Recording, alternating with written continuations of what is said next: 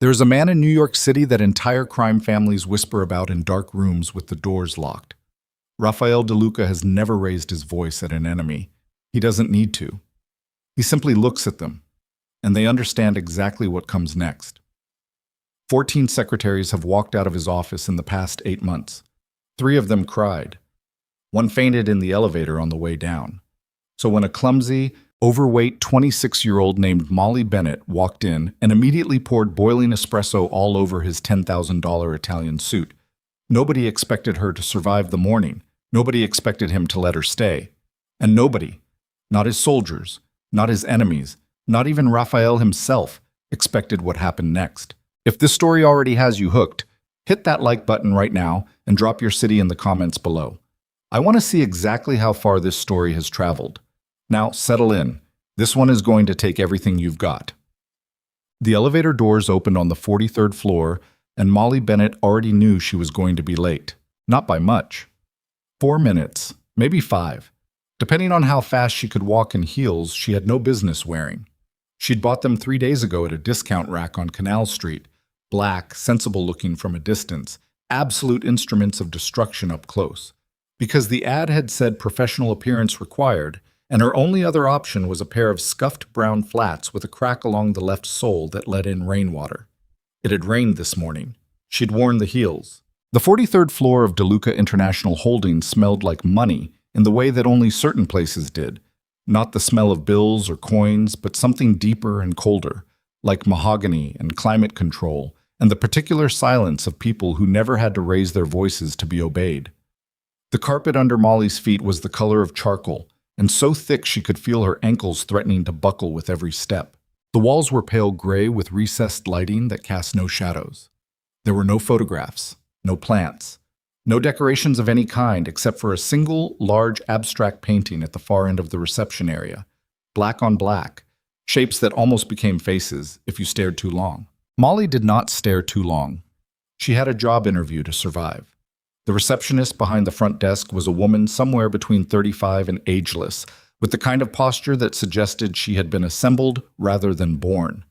Her hair was pulled back so tightly it looked like it hurt.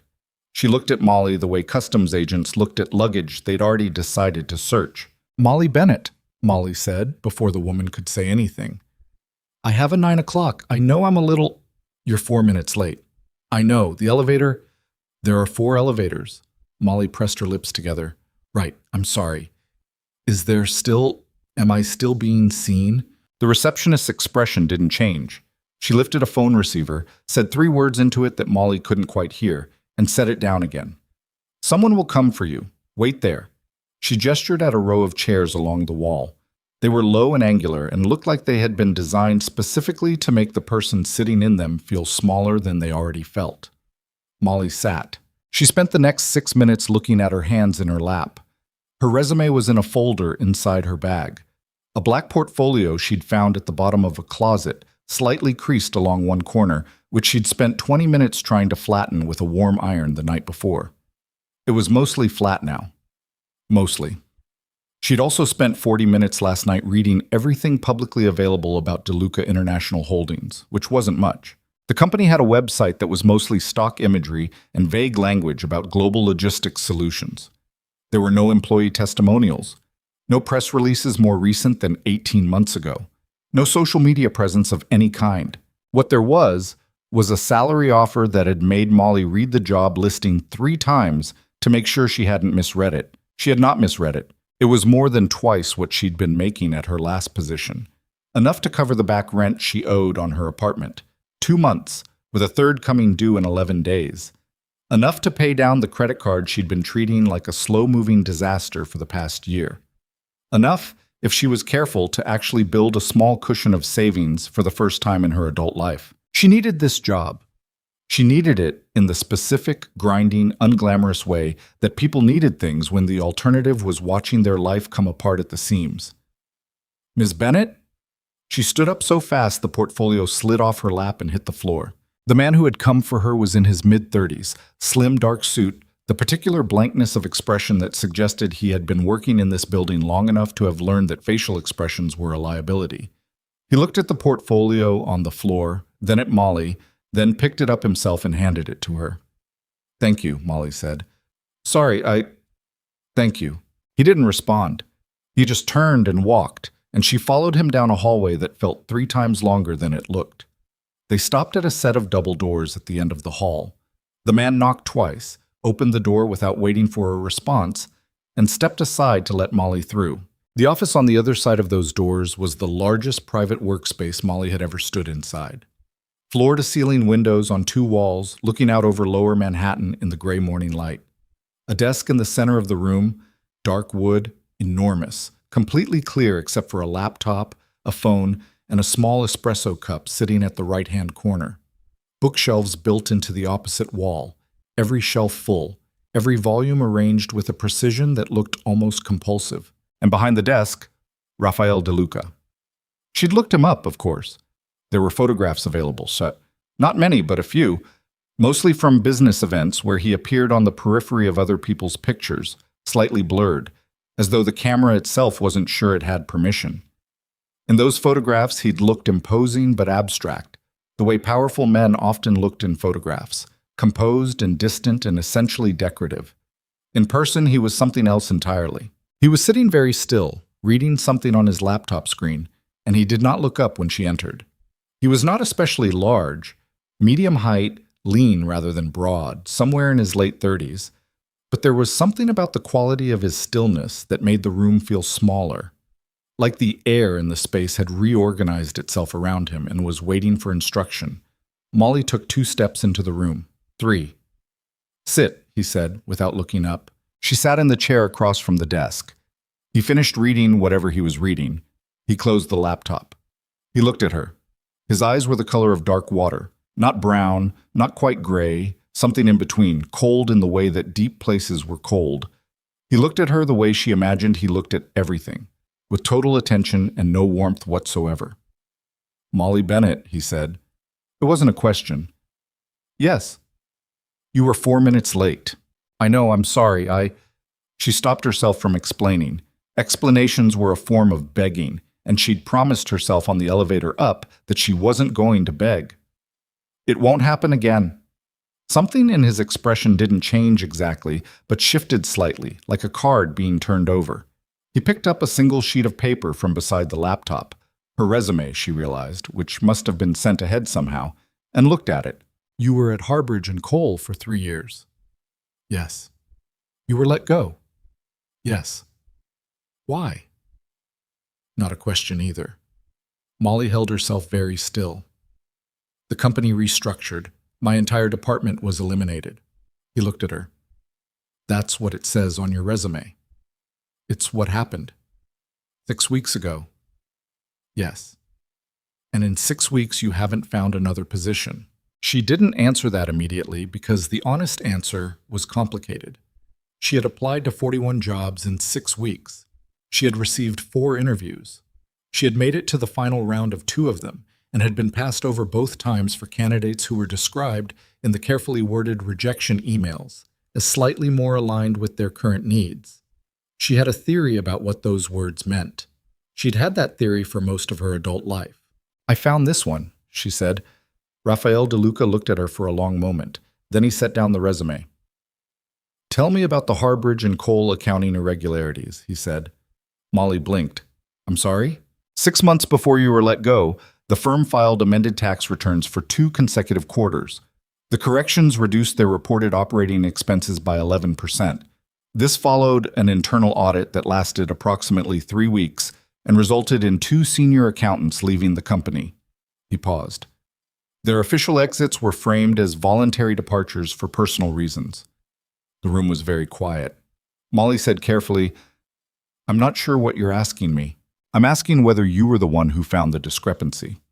She looked at him. He looked back. His expression was completely unreadable. "How do you know about that?" she said. It came out flatter than she intended, less like a question and more like a statement of the problem. "I do thorough background research on candidates." That information was internal. It was never... She stopped. "That information was supposed to be confidential." "Yes," he said. It was. A beat of silence that stretched until it had edges. Yes, Molly said. I found it. I was cross-referencing vendor invoices against payment records, and I found a pattern that didn't add up. I flagged it to my direct supervisor. She stopped. And I was told to refile it under a different category and not mention it again. She took a breath. So I mentioned it again, directly to the compliance officer. Another breath. 3 weeks later, my entire department was eliminated in a restructuring. Raphael said nothing for a moment. He picked up the espresso cup from the corner of his desk and turned it once in his fingers, slowly, like he was considering something. You cost yourself your job, he said, to report a financial irregularity that was then corrected anyway. I cost myself my job, Molly said, because I was right. He looked at her again, really looked at her, in a way that felt different from how he'd been looking at her before, more direct, more specific, like he was reading something in her face that he hadn't expected to find there. Then he picked up the phone on his desk and said, quietly, to whoever answered, "Send in coffee." He set the phone down. "The position requires discretion," he said. "It requires precision. The previous 13 individuals in this role were terminated or resigned within 45 days of starting. One lasted 6 days. I read that the turnover was high," Molly said carefully. "That's a diplomatic characterization." He leaned back slightly in his chair. "I'm not an easy employer, Ms. Bennett. I have specific standards. I expect them to be met. I do not explain myself more than once." "I understand. I don't think you do yet. But you will, within the first week, if you last that long." He said it without cruelty, but also without softness. Just fact, delivered in the flat register of a man who had no particular investment in sugarcoating. "I am also going to tell you something that I do not say to candidates during interviews as a matter of general policy. But your situation warrants clarity." Molly waited.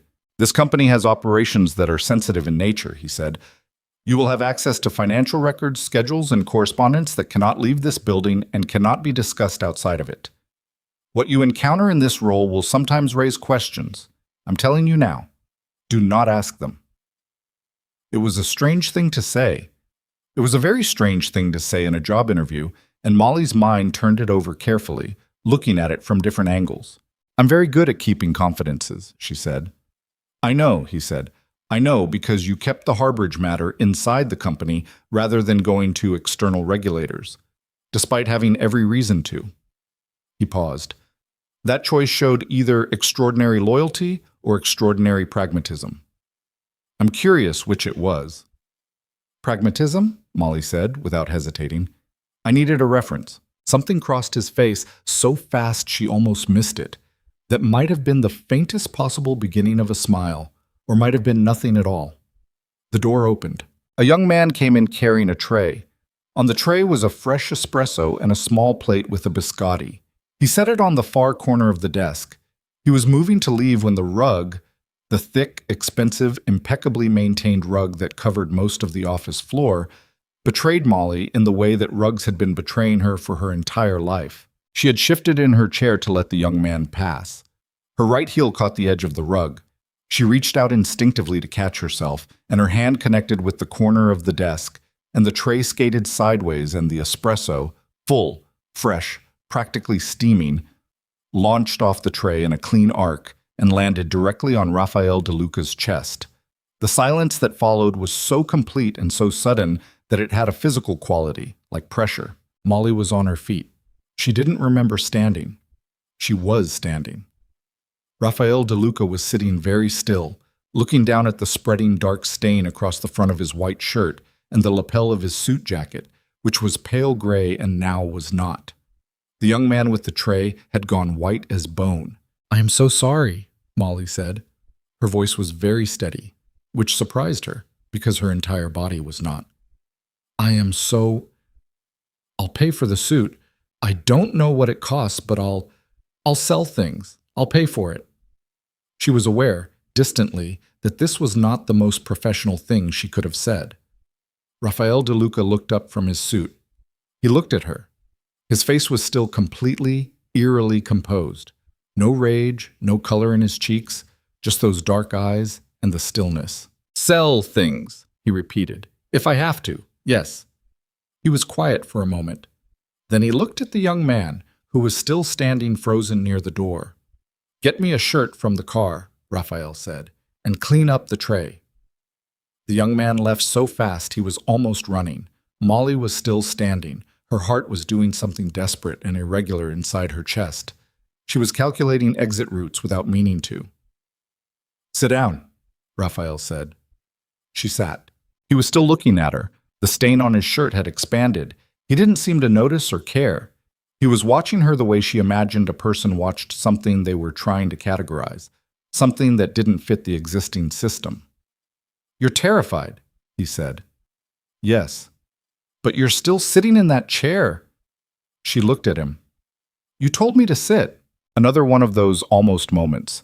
Something that wasn't quite expression moving through his face like a ripple across dark water. "The job pays $140,000 base," he said, "plus performance bonuses at my discretion, which can add another 20 to 40%. You'll have access to a company card for work-related expenses. Hours are variable. You will be on call at all hours of the day, including weekends.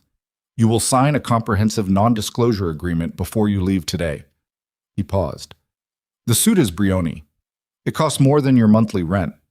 Consider the cost absorbed." Molly's mouth was slightly open. She closed it.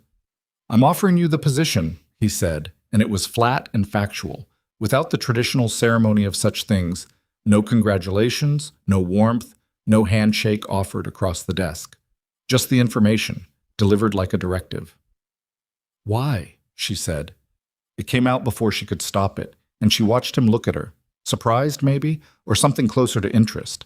"Because you told me you were pragmatic," he said, "and then you offered to sell your belongings to cover a stranger's damages. That's not pragmatism."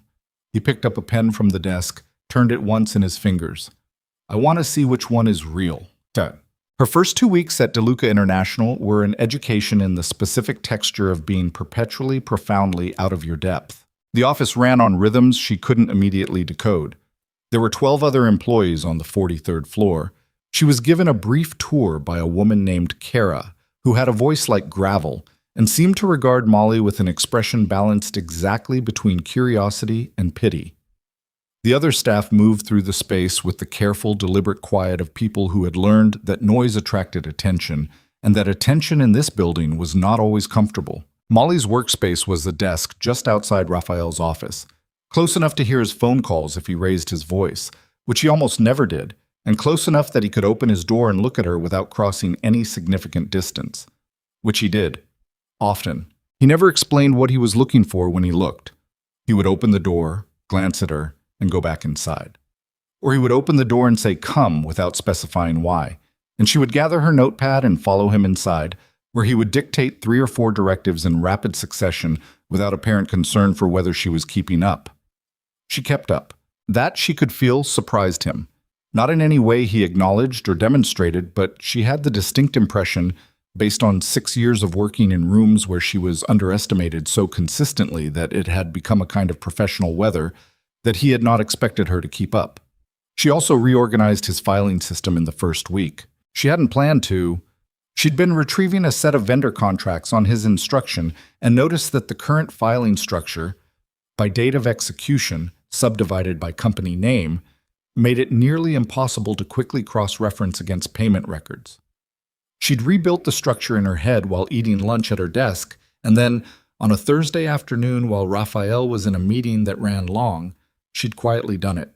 He noticed immediately. He came back into the outer office, stopped at her desk, and said, "You moved the Castellano files." "I reorganized the whole vendor archive," she said. "I kept all the original dates in the metadata so nothing is lost. But now the primary sort is by contract type and secondary by region, and there's a master cross-reference index for payment reconciliation." She'd made a 1-page summary of the new structure, and she slid it across the desk toward him. "I wrote it up if you want to review the logic." He picked up the 1-page summary. He read it. He set it down.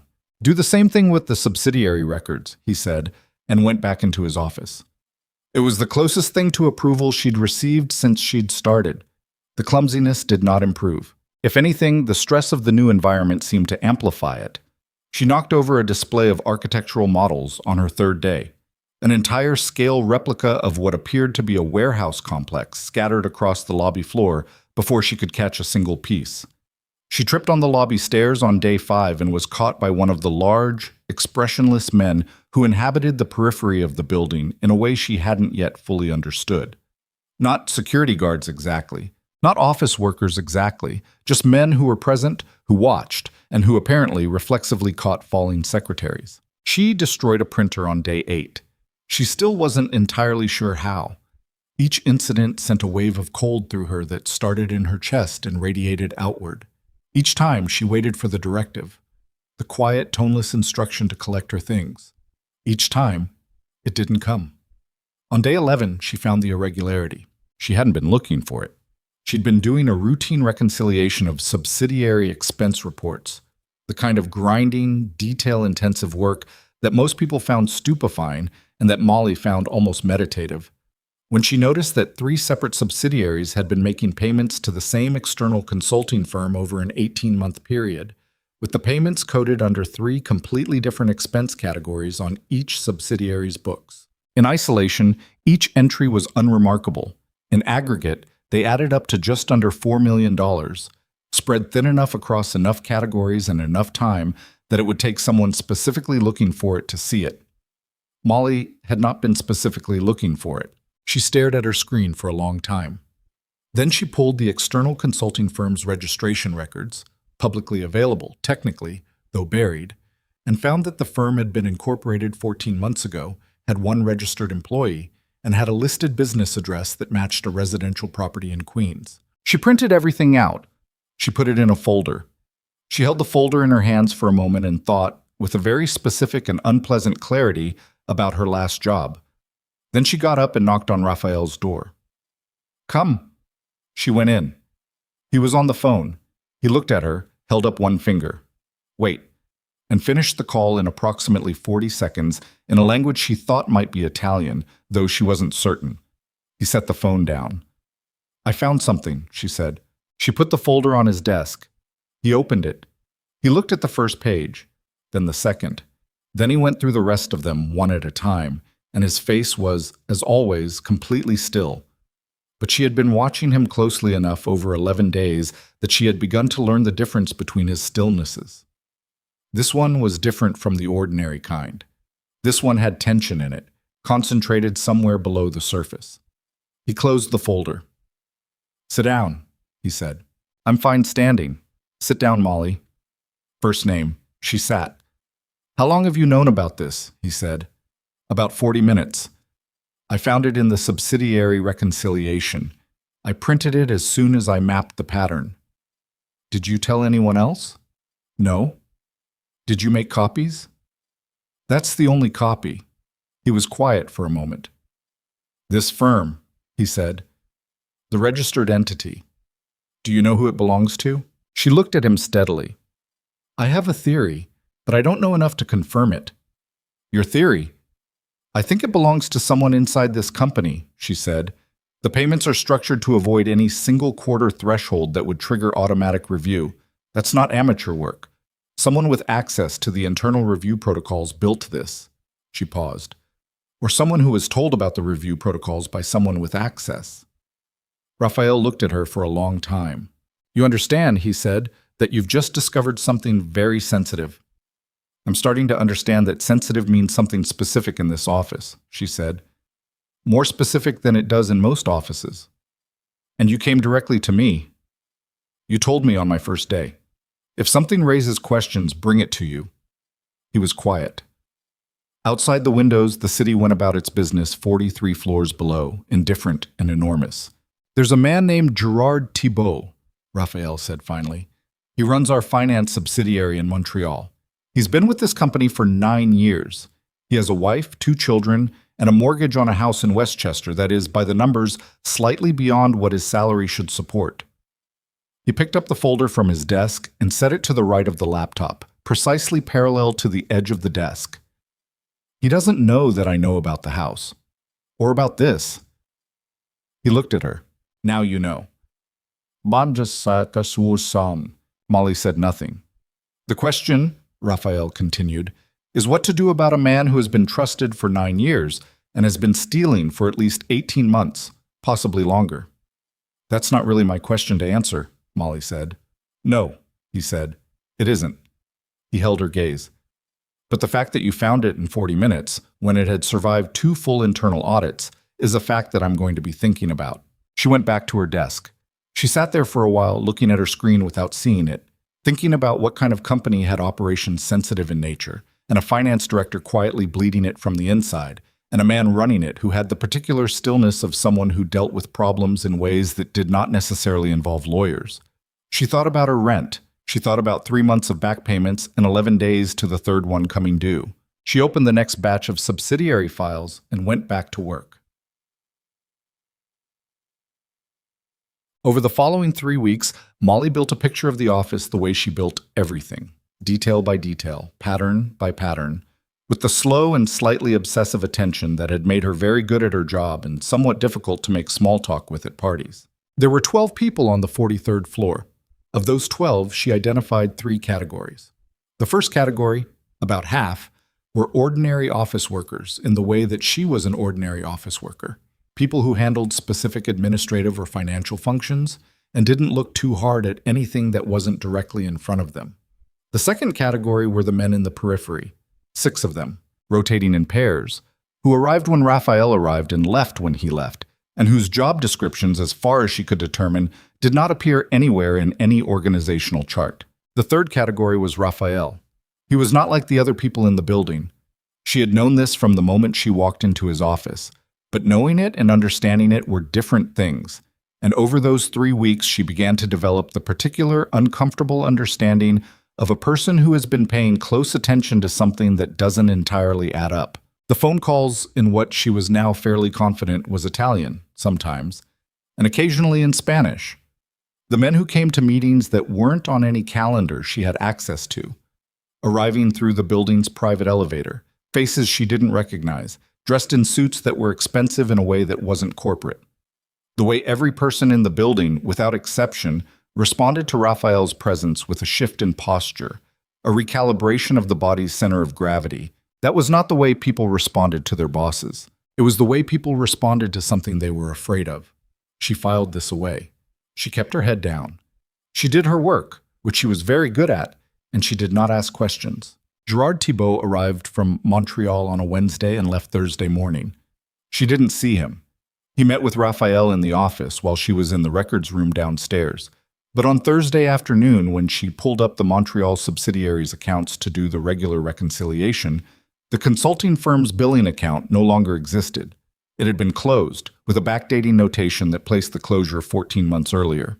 The $4 million was simply gone from the records, the way a water stain disappears when the wall is repainted, smooth and seamless and completely untraceable. She thought about Gerard Thibault and his house in Westchester. She didn't ask any questions. 3 days later, Raphael set a small white paper bag on her desk without comment and walked into his office. Inside the bag were 2 croissants from a bakery on West 50th that she had mentioned once in passing to Kara during a lunch break as her favorite. She had said it the way you said things in passing, not intending anyone in particular to hear, not directing it at anyone. She sat there looking at the bag for a moment. Then she ate one of the croissants and put the other in the small refrigerator under her desk. She didn't say anything about it to him. He didn't say anything about it to her. But the next morning, there was another bag. It was 5 weeks in when she overheard the name Caruso for the first time. She was working late. She'd been working late almost every night, partly because there was genuinely always more to do, and partly because she'd discovered that the office at 8 in the evening was quieter and calmer, and she could concentrate better. Most of the floor had cleared out. Raphael was in his office with 2 of the peripheral men, and the door was mostly closed. Mostly. "Caruso's moving the timeline up," she heard. The voice wasn't Raphael's. One of the other men, lower register, staccato. Then Raphael's voice, level and precise. "Because he's afraid. He has reason to be. Everyone has reason to be." A pause. "Tell Marco to hold the position on the Greenpoint arrangement until I say otherwise. Caruso's impatient. Impatience makes people careless." She stopped typing. She waited. 2 seconds. 3. Then she started typing again, deliberately, at exactly the rhythm she'd been working at before. A few minutes later, the door opened fully, and the two men left. As they passed her desk, one of them, tall, with a scar along his jaw she'd noticed before, slowed almost imperceptibly and looked at her. It was a look she recognized from the Harbridge days, a measuring look, an assessing look, a look that was calculating how much she'd heard and whether that was going to be a problem. She looked back at her screen. She kept typing.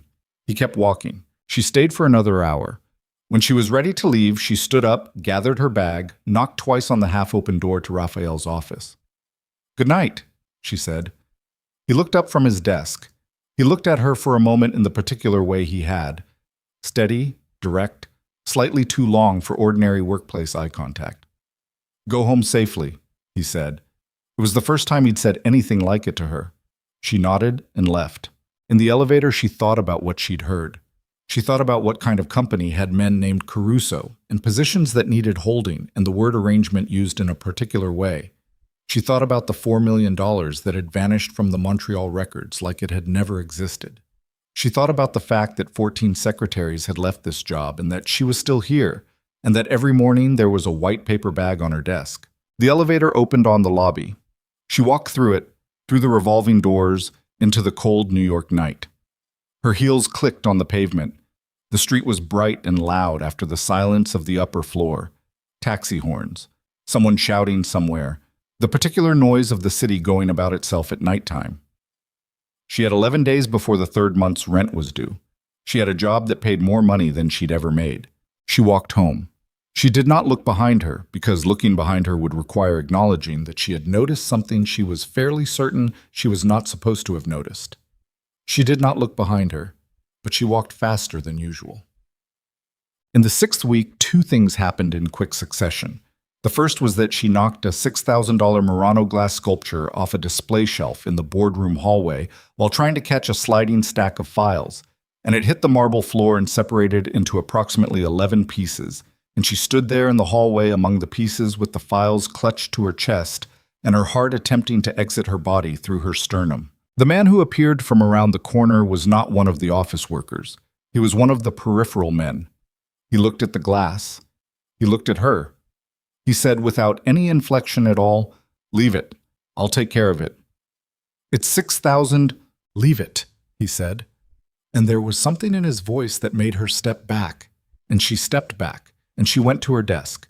And when she glanced down the hall 20 minutes later, the glass was gone and the floor was clean, and no one mentioned it. The second thing was that she was called into Raphael's office at 7 in the evening when the floor was almost completely empty, and he told her that there was going to be a meeting on Friday and that he needed her to prepare documentation packages for 7 attendees using a set of financial files he would give her access to, and that the packages needed to be complete, accurate, and in a specific format he showed her, and that they could not be printed on the company system. He looked at her when he said that last part. "I have a personal printer at home," she said. "Use it," he said. "Bring the materials in on Friday morning before 9. He slid a USB drive across the desk. "The files are encrypted. Password is on a separate paper in the envelope." She took the drive. She took the envelope. She looked at the USB drive sitting in her palm for a moment, then at him. "Mr. DeLuca," she said, "I need you to understand something. I'm very good at not asking questions. I've been not asking questions for 6 weeks, and I think I've done it fairly well." She looked up. "But I need to know, am I doing anything that's going to result in me wearing handcuffs someday?" He looked at her for a long moment. "No," he said. "The documentation is financial analysis. Legitimate financial analysis for a meeting between organizations that are structured in ways that don't require regulatory disclosure." He held her gaze. "You're preparing spreadsheets and summary documents. Nothing in those files will expose you to legal liability." "You're sure?" "I don't say things I'm not sure of." She thought about that. She thought about 6 weeks of evidence, the paperwork that disappeared, the meetings without calendars, the men who moved through the building with the particular easy authority of people who carried things under their jackets. She thought about the croissants every morning. She thought about the way he'd said, "Go home safely." She closed her hand around the USB drive. "Friday morning," she said. Before 9, she left his office. She went home. She sat at her kitchen table for 20 minutes before she opened the envelope, read the password, and plugged in the drive. The files were what he said they were. Financial analysis, portfolio summaries, comparative metrics. Everything clean, everything legible, formatted with the meticulous precision of someone who knew exactly what they were doing. She printed the 7 packages. She checked each one 3 times. She put them in 7 labeled folders and packed them in the portfolio. She did not let herself think too hard about what she knew. She set her alarm for 6 and went to sleep. Friday morning, she arrived at 20 minutes to 9. The 43rd floor was already in a different mode. She could feel it before she stepped off the elevator. More people than usual, moving with a purpose that was tight and slightly compressed, like everything was running closer to the surface. 2 of the peripheral men were by the elevator bank. One of them looked at her bag and she understood, somehow without being told, that she should open it. She opened it. He looked at the 7 folders. He looked at her. He nodded once and stepped aside. She walked to her desk. She set down the bag. She began separating the folders for distribution. Raphael's office door was open. He was inside, standing at the window with his back to the room, phone to his ear, speaking quietly. He turned when she came to the door. She held up the folders. 7. He looked at them. Something in his face, a fractional settling, a releasing of something very tightly held, and he nodded. "Give them to Marco," he said, and gestured toward the large man at the far end of the room, whose name she now knew. She handed the folders to Marco. She went back to her desk. She spent the next 4 hours doing ordinary work: expense reconciliation, calendar coordination, drafting 2 routine correspondence pieces, while the boardroom down the hall filled with people she didn't recognize and conversation she could not hear. At 2 in the afternoon, Raphael's office door opened. "Miss Bennett?" She went in. He was sitting at his desk again, jacket on, completely composed. The expression on his face was the particular version of his composure that she was beginning to recognize as him being satisfied with something, though it looked to an outside observer like nothing at all. "The meeting went well," he said. It was not an explanation. It was information, offered, she understood, because she had made the meeting possible. "Good," she said. "You're very good at what you do," he said. He said it the way he said most things, direct, level, devoid of performative warmth, and somehow that made it land differently than a compliment with flourishes would have. "I want to increase your salary." She looked at him. "We agreed on a figure." "I'm changing it." He named a number. It was not a small increase. Molly stood across the desk from him and thought about the 3rd month's rent, and the credit card, and the small cushion of savings she hadn't ever managed to build. "Why?" she said. He looked at her. "Because you earn it." She looked back at him. She thought about 14 other secretaries. She thought about the Murano glass and the Montreal records and the USB drive and the morning croissants. "All right," she said. "All right," he said, and that was it. No paperwork produced, no handshake, no ceremony, just his word. And she was beginning to understand, with a certainty that was both steadying and alarming, that in this particular building his word was the only contract that mattered. She went back to her desk. She sat there looking at her screen for a long moment, at the city visible between the tall windows, at the afternoon light falling at its late October angle across the gray carpet. Then her elbow hit her coffee mug. She caught it, barely, water sloshing over her hand, and she thought, not for the first time, that she was somehow still here, that she had not been fired or frightened away or swallowed by whatever this building and this man actually were. She was still here. She set the mug back on her desk and went back to work. It wasn't until she was on the subway home that night, standing in the crowded car with her hand on the overhead rail, that she let herself think about what Raphael De Luca had said to her on the very first day. "I want to see which one is real." The train lurched. Someone bumped her from behind. She grabbed the rail with both hands. She thought, pragmatism. She still believed that. She was here because the money was real and the money was necessary. And that was the simple, grinding, unsexy truth of it. But she also thought about the way he'd said, "Go home safely." And she thought about how, even now, 6 weeks in, she could not entirely read his face. But she was learning it, carefully, detail by detail, the way she learned everything. And she was beginning to think that whatever she found there, underneath all that cold and still and controlled, was going to be something she hadn't planned on. The train rattled through the dark tunnel. She held the rail. And 6 blocks from her stop, her phone buzzed in her bag. A message from a number she now had saved in her contacts simply as RD because she'd been told on day 1 that his name was not to appear in any personal correspondence. The Caruso meeting has been moved up. Monday. You'll need to be in the office by 7 a.m. There will be people in that room who do not yet know what I know about them. I may need you there. She stared at the message. She typed back, "Understood. I'll be there." She put her phone back in her bag. She thought, "I may need you there." She thought about the look on the face of the man with the scar along his jaw when he'd measured how much she'd heard. She thought about Caruso's name and what impatience made people do. The train pulled into her stop. She got off. She walked home through the cold, and she thought about Monday, and about what kind of room she was being invited into, and about the particular weight of being needed by a man who, she was increasingly and uncomfortably certain, needed people only when those people were useful in ways that carried genuine risk. She unlocked her door. She went inside. She put her bag down. She did not sleep well. Monday came in cold and gray, the kind of October morning that felt less like weather and more like a warning. Molly was on the 43rd floor by 6:52. She knew this because she checked her phone when she stepped off the elevator, and the time was the first thing she saw. And she stood there for a moment in the empty reception area and breathed in the particular silence of the office before it filled up, before the day's machinery engaged, when it was just her and the recessed lighting and the black-on-black painting at the far end of the hall that she still couldn't look at for too long. She made coffee. Not the espresso. She'd decided in week 2 that the espresso machine was a hazard she wasn't prepared to engage with before 8 a.m., but the regular drip pot in the small kitchen off the main corridor.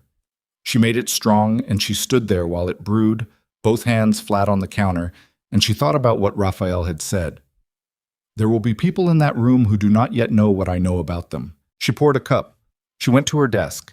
She opened her laptop and pulled up the calendar, which showed the Caruso meeting at 9 a.m.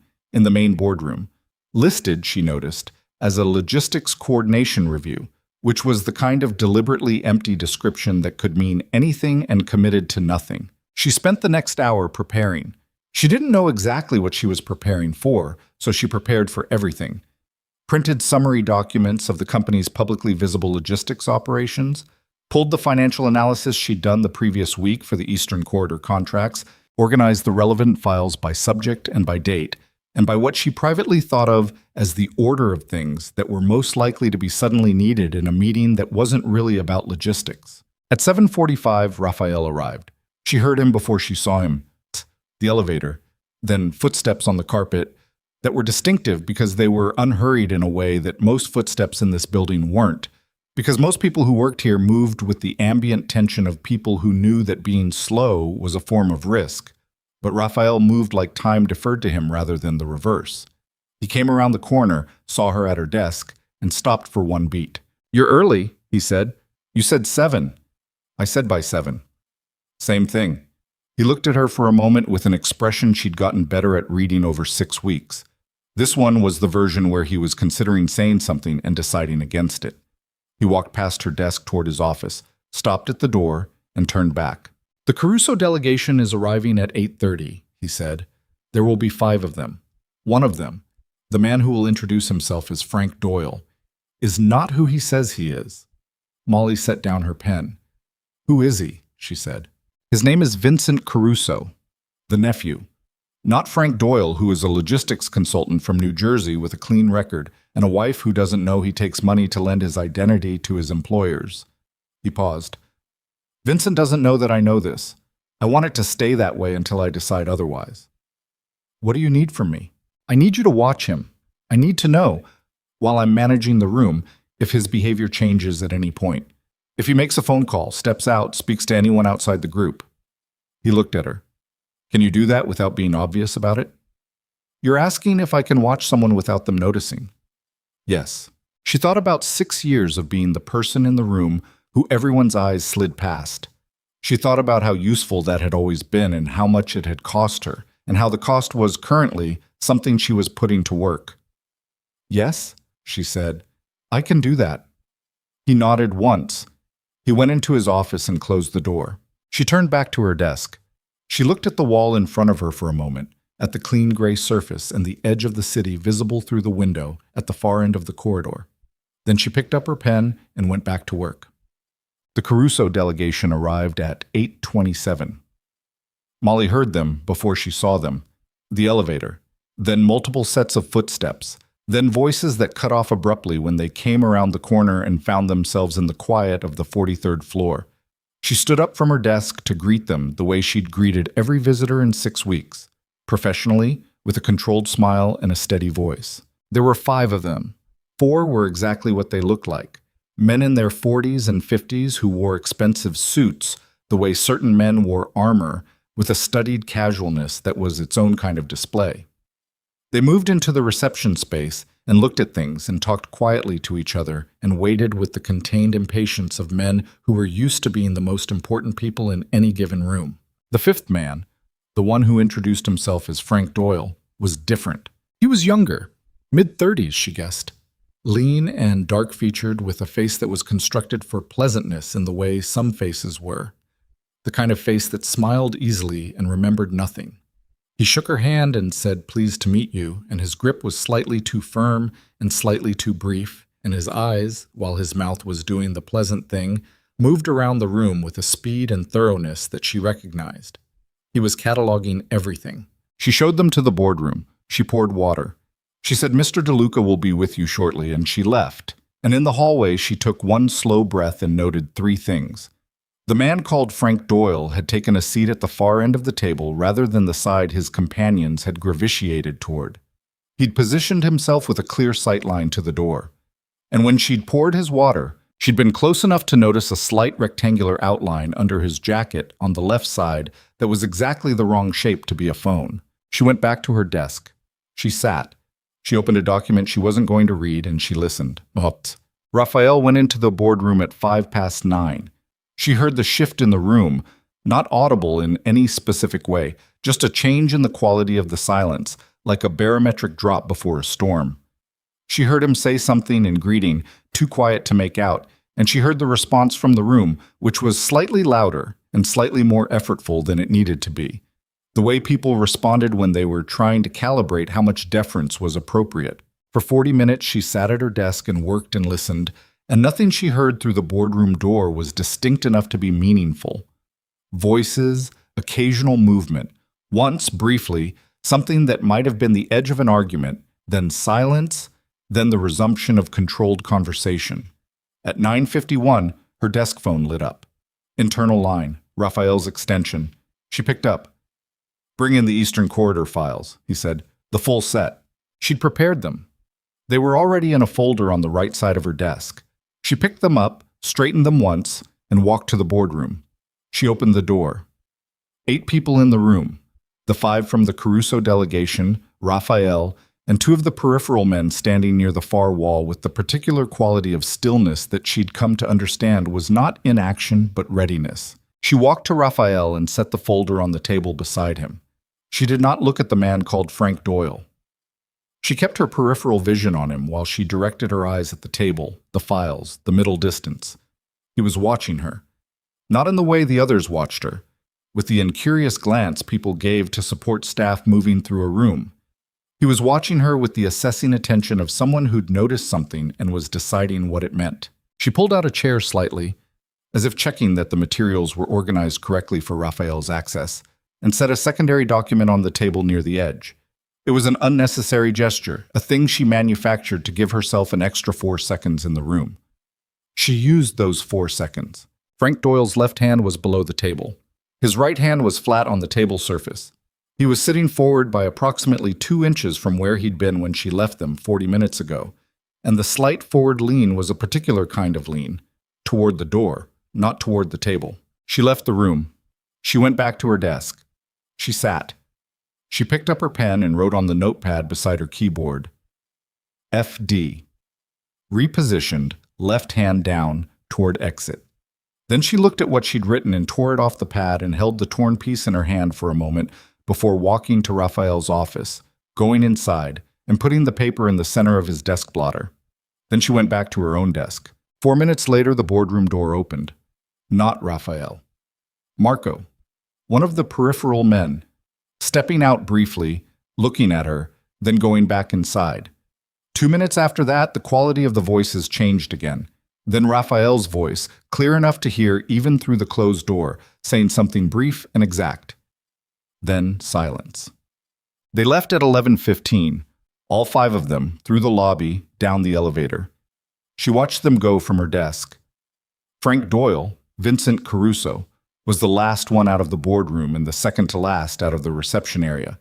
And when he passed her desk, he looked at her again with that same assessing look, and she met it directly, neutrally, the way she'd have met the look of any departing guest, and he held it a half-second too long before he followed the others. The elevator closed. She breathed. Raphael came out of the boardroom at 11:22. He walked to her desk and he stood there for a moment, looking at the notepad on her desk, and then at her. "The hand position," he said. "What did you read from it?" "He was reaching for something," she said. "I don't know if he intended to use it. He might have been testing the decision. But the lean toward the door was protective positioning, not aggressive. He wanted an exit more than he wanted a confrontation." "Why?" "Because he didn't know what he was walking into. He came here to read the room, and he couldn't read you." Raphael was quiet for a moment. "He came here to determine whether I knew about him," he said. "Did he get an answer?" "No." Something in his face, not satisfaction exactly, but the functional equivalent of it, cold and precise. "He left without an answer, which means he'll try again with different tools." She thought about the rectangular outline under the jacket. "Are you going to be all right?" He looked at her with an expression that was so genuinely surprised it was almost strange on him, like she'd used a word in the wrong language. "Am I going to be all right?" "I'm asking if you're safe," she said. "I'm asking if whatever is happening between you and this man is going to escalate in a direction that creates—" She stopped. "I'm asking because I work here and I'd like to continue working here, and it helps me to know approximately what level of disruption to anticipate." He looked at her for a long time. "It's going to escalate," he said. "Yes." "All right." "That doesn't concern you?" She looked back at him. "Mr. DeLuca, I've been concerned since about day 4. I've been concerned in a very organized, low-level background way that I've learned to do my work alongside. At this point, it's more or less ambient." He was quiet for a moment. Then he said, and there was something in it that wasn't quite a question, but wasn't quite a statement either. "You're not going to leave." She picked up her pen. "Not today," she said. He looked at her another moment. Then he went back into his office. 3 days later, she found out about Nadia. It wasn't dramatic. It was the opposite of dramatic. It was a piece of administrative correspondence that landed in her inbox as part of a routine batch of internal communications that she processed every Tuesday and Friday. And it happened to reference a personnel matter for the Montreal subsidiary, and the name on the personnel matter was Nadia Voss. She was listed as an executive liaison for the Montreal office, hired 8 months ago. Her file was sparse in the way that certain files in this building were sparse, just enough to be plausible, too thin to be complete. Her salary, however, was not sparse. It was double what the position description warranted by any reasonable benchmark. Molly flagged it. She pulled adjacent records. She cross-referenced Nadia Voss's calendar access with the periods during which the consulting firm Phantom Payments had been moving through the Montreal accounts. Her access overlapped with all of them. She sat with this for 20 minutes, working through it carefully, not jumping to the obvious conclusion, but not avoiding it either. Then she knocked on Raphael's door. "Come." She went in. She put the relevant documents on his desk in the same clean stack she always used. She said, "I think there's a second person involved in the Montreal situation. The original one, Thibault, might not have been working alone." He looked at the documents. He looked at them for a long time, and she watched the stillness in his face acquire a new quality. Something tighter, something that compressed inward. "Nadia Voss," he said, "you know the name." He was quiet for a moment. "She was recommended to the Montreal office by someone in my organization who I trust." He set the documents down, precisely aligned. "Trusted." "I'm sorry," Molly said. And she meant it, because she knew what it felt like to discover that your faith in someone had been operating on false information. He looked up at her. The look was unguarded in a way that was almost alarming, a crack in the surface, brief and unmistakable. Then it closed again. Who recommended her? Molly said. A man named Sal Ferretti. He's been with me for 11 years. He said it flatly. He handles internal personnel transitions for 3 of the subsidiary offices. Is it possible he didn't know? It's possible. The pause was precise. It is also possible that what I've been operating with for 11 years is a very patient, very careful arrangement that has taken this long to show its seams. The room was very still. What do you need from me? Molly said. He was quiet for so long she thought he wasn't going to answer. Then he said, very low, I need to know if there are other names. She looked at him. I'll find them, she said. She went back to her desk. She opened every file she had access to, and she began from the beginning. She found 2 more names in the next 4 days. She did not sleep well during those 4 days. She woke at 3 and 4 in the morning in her apartment, with her mind already moving through columns of numbers and personnel records, working the way her mind worked when it had locked onto something and couldn't disengage. She would lie there in the dark doing arithmetic until she fell back asleep or until the sky outside her window began to gray, and then she would get up and make coffee and go in. The office during those 4 days had a different quality. She couldn't have named it exactly. Everything looked the same, sounded the same, moved the same. But she'd spent enough time in enough offices to read the air in a room the way sailors read weather. And the air in the 43rd floor in those 4 days said, something is happening that most people here do not know about, and the people who do know about it are very carefully not letting it show. She was one of the people who knew. She hadn't meant to become one of those people, but she had crossed a line somewhere, she couldn't name the exact day, that made her irreversibly part of the room and what was happening in it. On the 4th day, she brought Raphael the complete picture. 4 names, Thibault, Voss, and 2 others in different subsidiaries, a man named Poletti in the Chicago office, a woman named Reyes in the Miami distribution center, all hired within a 14-month window, all with access that overlapped precisely. He looked at the documents without speaking for a long time. How long? He said finally. The pattern goes back to the beginning of their employment, she said, but the payments escalated in the last 5 months. I think they were told to accelerate. By who? She looked at him. By whoever hired them to get inside. He put the documents down. Caruso, he said. It wasn't a question. The timing of the acceleration matches the timeline of the Caruso negotiations, she said. I can't prove the connection directly, but the circumstantial alignment is, it's enough. He stood up from the desk. He walked to the window. He stood there with his back to her, and she looked at the line of his shoulders and the way he was holding himself and thought, this is what it looks like when someone is calculating something very heavy. Sal Ferretti, he said, to the window. He recommended 2 of these 4 people. Yes, 11 years. She didn't say anything. He turned around. His face was composed, but there was something underneath the composure now that she hadn't seen before. Something that was cold in a different way than his ordinary coldness. Something that had weight to it.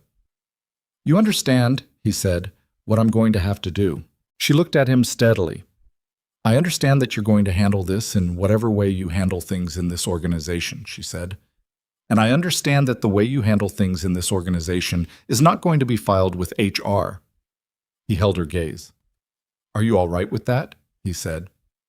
She thought about Sal Ferretti, 11 years, someone trusted being the vector for something that had just cost this man the ability to trust the last decade of his own judgment. She thought about what she was part of. I'm not going to answer that question, she said, because the honest answer is complicated. But I'm still here and I'm still going to do my job, so you can draw whatever conclusions you want from that. He looked at her for a long moment. I keep waiting, he said quietly, for you to run. I keep almost running, she said, and it was the truest thing she'd said out loud in weeks. And then I don't. He looked at her, and for the first time in 7 weeks, in all the moments she'd spent in this office learning to read the silences and the spaces between his words, she caught something on his face that was not composure and not calculation. It was something much simpler than either of those things and much more dangerous, and it was gone before she could fully name it. Go home, he said. Get some sleep. Tomorrow is going to be difficult. She went home. She did not sleep. The call came at 6:43 in the morning, not from Raphael, from Marco. The number she'd saved because she'd learned in week 3 that when Marco called, it was because Raphael was in a situation where calling himself wasn't an option. "There's a problem at the Greenpoint location," Marco said. His voice was very flat. "Mr. DeLuca needs you to get to the office now, not by 7. Now." "What kind of problem?" "The kind," Marco said, "that you're going to need to see yourself." She was dressed in 11 minutes. She was in a cab in 14. The city at 6:40-something in the morning was a different creature. Sparse and cold, the streets still wet from overnight rain, the light the color of nothing in particular. She sat in the back of the cab and her hands were completely still in her lap, and her heart was doing the desperate, irregular thing it had been doing intermittently for 7 weeks. She got to the building at 7:16. The lobby was wrong. She knew it before she processed the specifics. Just the texture of the space, the particular arrangement of the people in it, the way the 2 men near the elevator were standing. She badged through. She rode up. The 43rd floor was fuller than it had ever been at this hour, and quieter. People she'd never seen were in the space. 4 of them, positioned near the corridor to the boardroom, and they looked at her with the measuring look she'd gotten from the man with the scar on her very first late night. And she walked past them, with her chin level and her pace steady. Marco was at her desk. "Sal Ferretti is in the building," he said without preamble. She put her bag down slowly. "He came in at 6:15, Marco said. "Security let him through because his clearance hadn't been revoked yet." A pause. Mr. DeLuca didn't know about the clearance. "Where is he now?" "In Mr. DeLuca's office." She looked at the closed door. "With Raphael," she said. "Yes. And you're out here?" "Mr. DeLuca told me to wait out here." She looked at the door. She thought about 11 years and the particular quality of betrayal that came from inside a long-standing trust. She thought about the way Raphael had said 11 years the night before, the weight of it, like a stone dropped into very deep water. She sat at her desk. She kept her eyes on the door. 40 minutes passed. Then the door opened. Sal Ferretti came out first. He was a man in his mid-50s, gray at the temples, the kind of broad-shouldered build that had probably been imposing at 40 and now carried its history in the way he held himself. He looked at her as he passed her desk, and his face was the face of a man who had just gone through something he'd spent years telling himself would never happen, and the thing about that face was that it was not afraid. It was exhausted. He walked to the elevator. He did not look back. Raphael appeared in the doorway of his office. He looked at her. His face was the most controlled she had ever seen it, which meant something had happened in that room that required everything he had to contain. "Get me the personnel records," he said. "All 4 of them. Every document, on my desk in 20 minutes. "Already pulled," she said. "I have them staged." He looked at her. "Of course you do," he said very quietly. And it was not a compliment exactly, but it was something. The way he said it had a texture she hadn't heard in his voice before, something that acknowledged her in a way that made her chest do something uncomfortable. She brought him the files. She went back to her desk. At 9 a.m., Marco came back to her and said, "Mr. DeLuca wants you in the boardroom. There's going to be a meeting at 10, and he wants you inside." "Who's in the meeting?" "Everyone," Marco said, and then, after a pause, "including Caruso." She looked up. "The real one this time," Marco said, "not the nephew." She sat very still for a moment. "All right," she said. She stood. She gathered her notepad and her pen and the files she might need. She walked to the boardroom. She did not think about running. But as she pushed open the boardroom door and felt the air of the room settle around her, heavy and tightly wound, the kind of air that preceded irreversible things, she understood, with a clarity that was cold and absolute, that whatever she was walking into was not the kind of room you walked back out of unchanged. She went in. She sat in the chair Raphael had told Marco to have prepared for her. Not at the far wall, not against the door, but at the table itself, at its corner, close to where Raphael would sit, visible to everyone in the room. She put her notepad on the table. She put her pen down. She thought, "I almost ran." And then the door opened, and Caruso walked in, and the room became something else entirely, and there was no question anymore of almost. Caruso was not what she expected. She had built a picture of him in her mind over the past weeks, assembled from fragments, from the way people said his name in this building, from the particular quality of tension that entered a room whenever his organization was mentioned. She had imagined someone large, perhaps, or visibly menacing, someone whose physical presence matched the weight his name carried. The man who walked through the boardroom door was 63 years old and looked like someone's grandfather. Medium height, soft around the middle, with white hair combed carefully to one side, and a face that had settled into something almost gentle with age.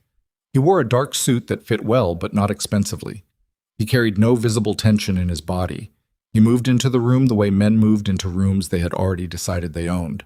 Behind him came 4 men. Not the delegation from last week, different faces, harder ones, with the particular quality of attention that Molly had learned to recognize as professional vigilance. Behind them, and last through the door, came Vincent Caruso, the man who had called himself Frank Doyle. He saw her immediately, and his eyes stopped on her face for one precise moment before moving away. She noted the moment. She wrote nothing down. Raphael was already seated at the head of the table. He did not stand when Caruso entered. He looked at the older man with an expression of complete neutrality, the way you looked at something you had already fully processed. "Domenico," he said. "Raphael." Caruso pulled out the chair directly across from Raphael and sat in it, and the ease with which he did this, without waiting for invitation, without the slight hesitation most people showed when they entered Raphael's territory, told her something about the history between these 2 men. Something long and complicated and not entirely hostile, which was somehow more unsettling than outright enmity would have been. "You've redecorated." "I haven't.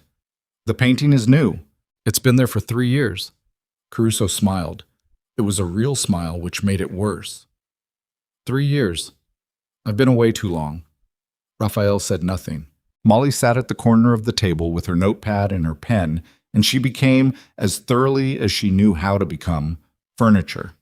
She had learned this skill at Harbridge, the art of being present without registering, of occupying space without claiming it, so that the people in the room forgot to perform for you and simply were themselves. She became furniture. She watched. "You know why I'm here," Caruso said. "You're here," Raphael said, "because I invited you." "Which I did, because we've arrived at a point where the alternative to this conversation is one I'd prefer to avoid." "Prefer." Caruso tasted the word like he was checking its temperature. "That's a careful choice." "I choose carefully." "You do." Caruso folded his hands on the table. They were old hands, thick-knuckled, with the kind of stillness that came from decades of choosing when to move and when to wait. "I've always respected that about you, Raphael. You think before you act. It's rarer than it should be in our line of work."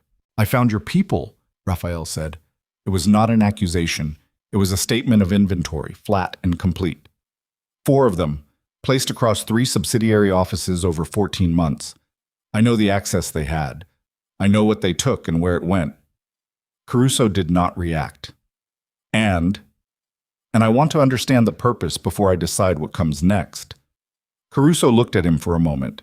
Then he looked, briefly, directly, at Molly. "Your secretary found them," he said. "Yes. Interesting." His eyes moved back to Raphael.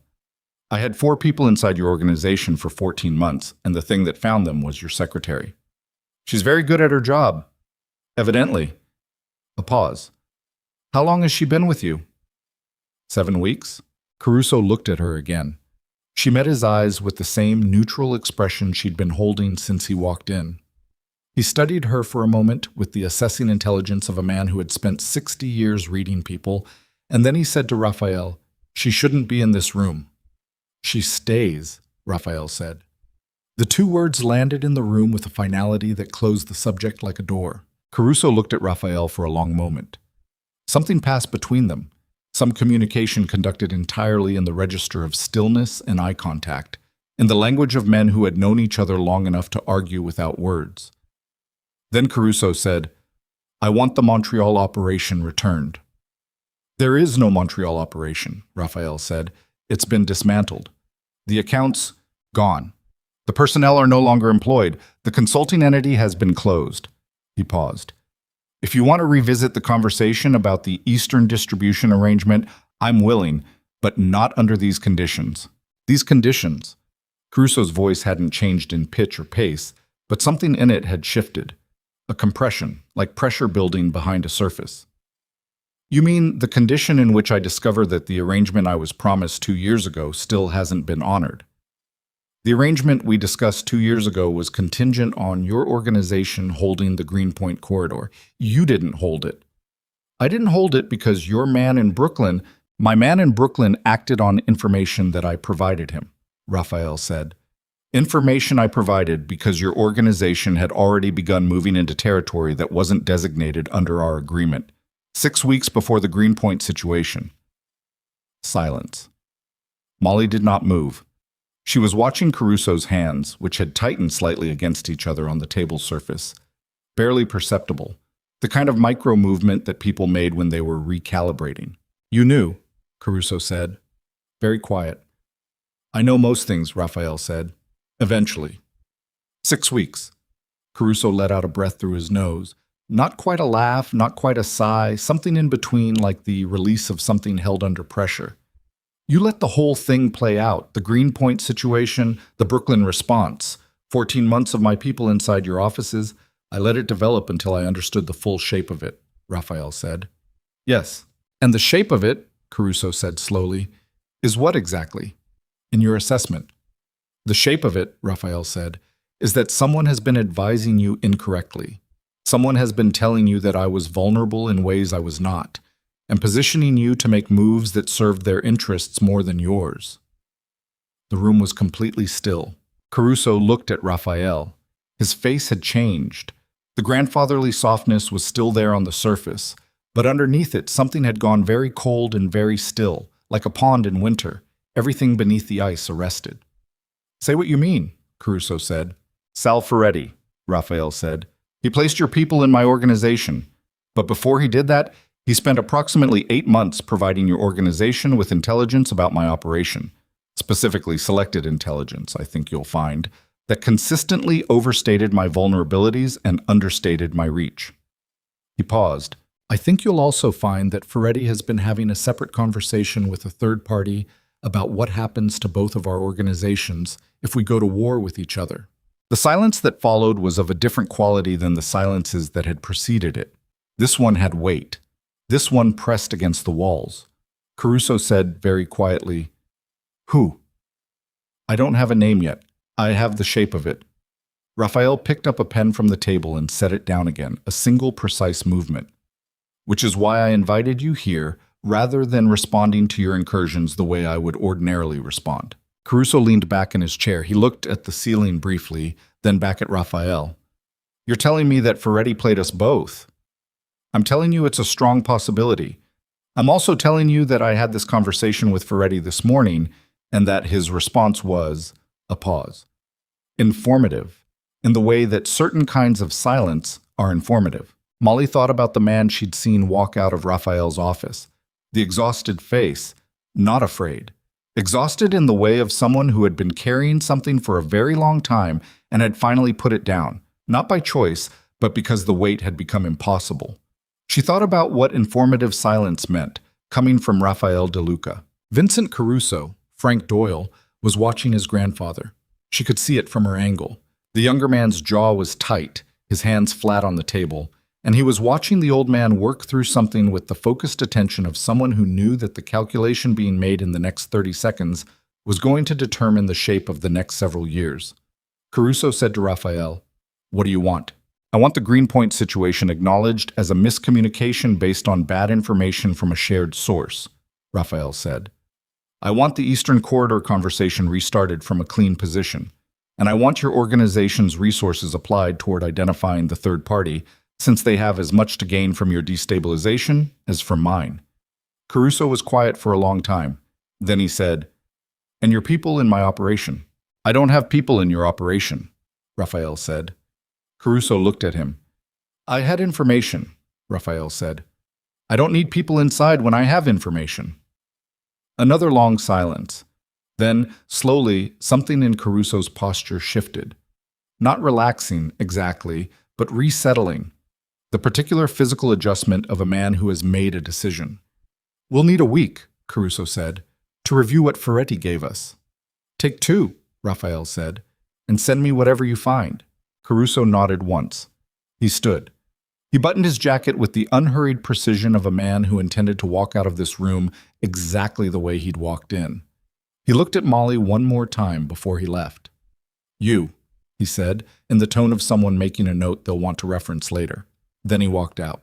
Vincent, not Frank, she kept having to correct herself, was the last to leave. He stopped at the door, and he looked at Raphael, and then he looked at Molly, and what was on his face was not the assessing calculation of their first meeting. It was something closer to genuine unease, the expression of a man who had come to this building expecting to be the one doing the reading and had discovered that he'd been read before he walked in. He left. The door closed. The room exhaled. She was at her desk for 12 minutes before the screaming started. It came from the corridor, not from the floor's main spaces, but from somewhere deeper, the back hallway near the secondary conference rooms. She was on her feet before she'd decided to stand, the way the body responded to certain sounds before the mind caught up. Marco was already moving. 2 of the other men were moving. She followed, because the sound was wrong in a way that made standing still impossible. The back corridor. The door to the secondary conference room, opened 6 inches. Through the gap she could see enough. A man she didn't recognize, standing over a phone, saying something with his back to the door, and then she processed the rest of what she was seeing, and her stomach dropped clean through the floor. The man was on the phone. He was speaking quietly now. The screaming had stopped, replaced by something controlled and low and rapid. He was one of the men who had come with Caruso. One of the 4 background figures who had stood silently along the wall throughout the entire meeting. He hadn't left with the others. Marco pushed the door open. The man spun around. He looked at Marco and he looked at Molly, and his face went through 3 things very fast. Surprise, calculation, and then something else. Something that was not quite resignation. He ended the call.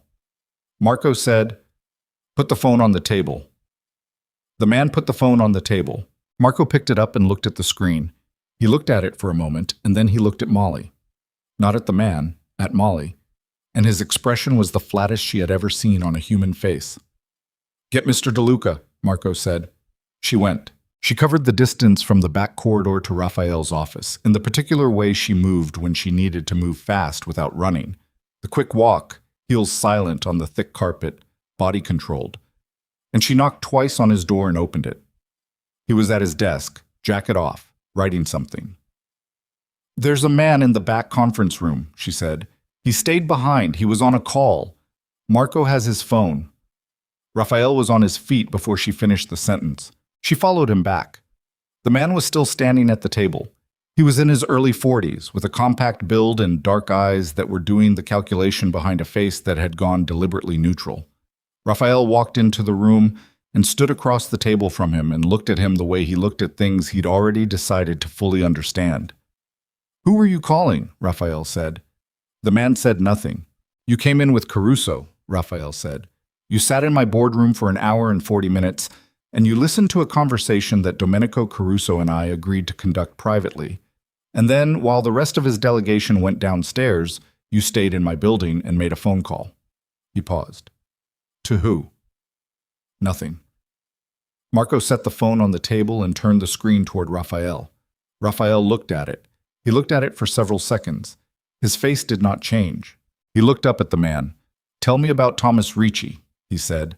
Molly did not know that name, but the effect of it on the man across the table was instant and visceral. A fractional flinch, quickly controlled, that confirmed the name in the way that certain denials confirmed things. "I don't know that name," the man said. First words he'd spoken. His voice was steady in the way that voices were steady when the person was working hard at it. "The number you called is registered to a logistics company in Newark," Raphael said. "The logistics company in Newark was incorporated 4 months ago.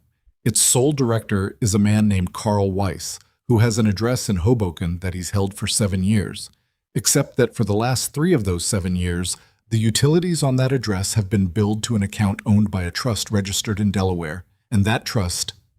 He paused. That trust was set up by a lawyer in Philadelphia whose other clients include, among others, Thomas Ricci. Molly stood at the door. She was very still. She was listening to Raphael dismantle the man across the table with a precision that made her think of surgery, not violent, not heated, just incisive, each fact placed deliberately in the sequence that would produce the maximum revelation. He'd known about Thomas Ricci. He'd known about it before this meeting, before this man had made his call. He'd let the meeting happen knowing there was a wire inside his own boardroom. The man said very quietly, "What do you want?" "I want to know," Raphael said, "whether Domenico Caruso knows about his association with Ricci."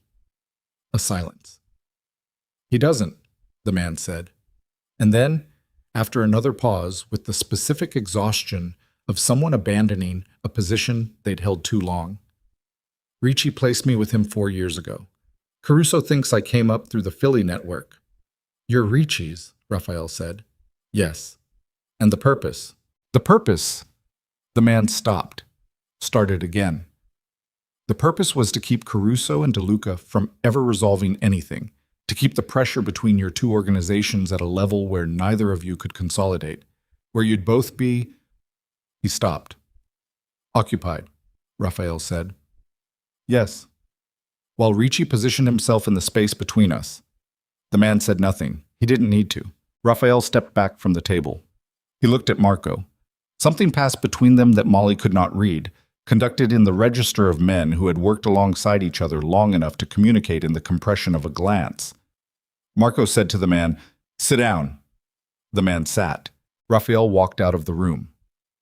Molly stepped aside to let him pass, and he moved down the corridor toward his office, and she followed him because she didn't know what else to do, because she had learned over 7 weeks that when Raphael moved with that particular quality of purpose, you stayed close or you lost the thread. He went into his office. He didn't sit. He stood at the window again. The window he'd stood at when she'd brought him the Ferretti documents. The window that looked out over lower Manhattan in its enormous indifferent sprawl.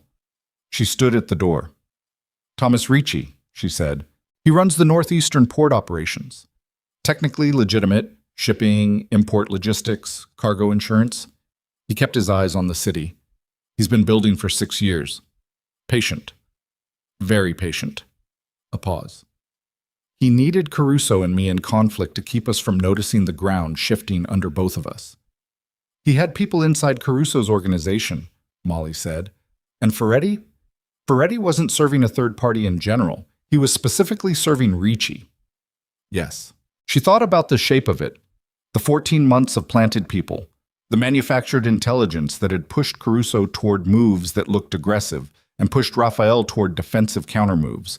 2 organizations circling each other while a third party consolidated around them. "He would have let you go to war," she said. "He was counting on it." And then moved into the vacuum. He turned from the window. He looked at her. His face was completely controlled, but his eyes had the quality she'd seen once before. The crack in the surface, brief and deep. "I had most of this. I was missing the chain between Ferretti and Ricci. The man in the back room gave me the chain." She processed this. "You knew someone in Caruso's delegation was going to stay behind," she said slowly. "I suspected. You staged the meeting to draw it out. I presented information that would be valuable enough to report immediately." "Yes." She looked at him. "You used the meeting as bait." "Yes." She thought about sitting at that table, at the corner, visible to everyone. She thought about Caruso looking at her and Raphael saying she stays. She thought about the fact that she had been in the room and had been seen, and that the man in the back corridor had seen her before she'd seen him. "Did you know," she said, and her voice came out very flat, "that there was someone in that room who was reporting everything that happened in it?" Raphael held her gaze. "I suspected there would be," he said. "Yes." The silence between them had a new quality. She could feel the shape of something in it, something she needed to name correctly, or she was going to respond to it in the wrong way. "You brought me into a room," she said carefully, "that you knew was potentially being monitored by a man who works for someone you've been describing as an existential threat to your organization." "Yes." "And you didn't tell me that." "No." She looked at him. He looked back. His face was still, but not in the ordinary way. In the way of someone who is waiting, who knows that the next thing said in this room matters. "Why?" she said. "Because you would have been different in the room if you'd known," he said, "and I needed you to be exactly as you were." She thought about furniture.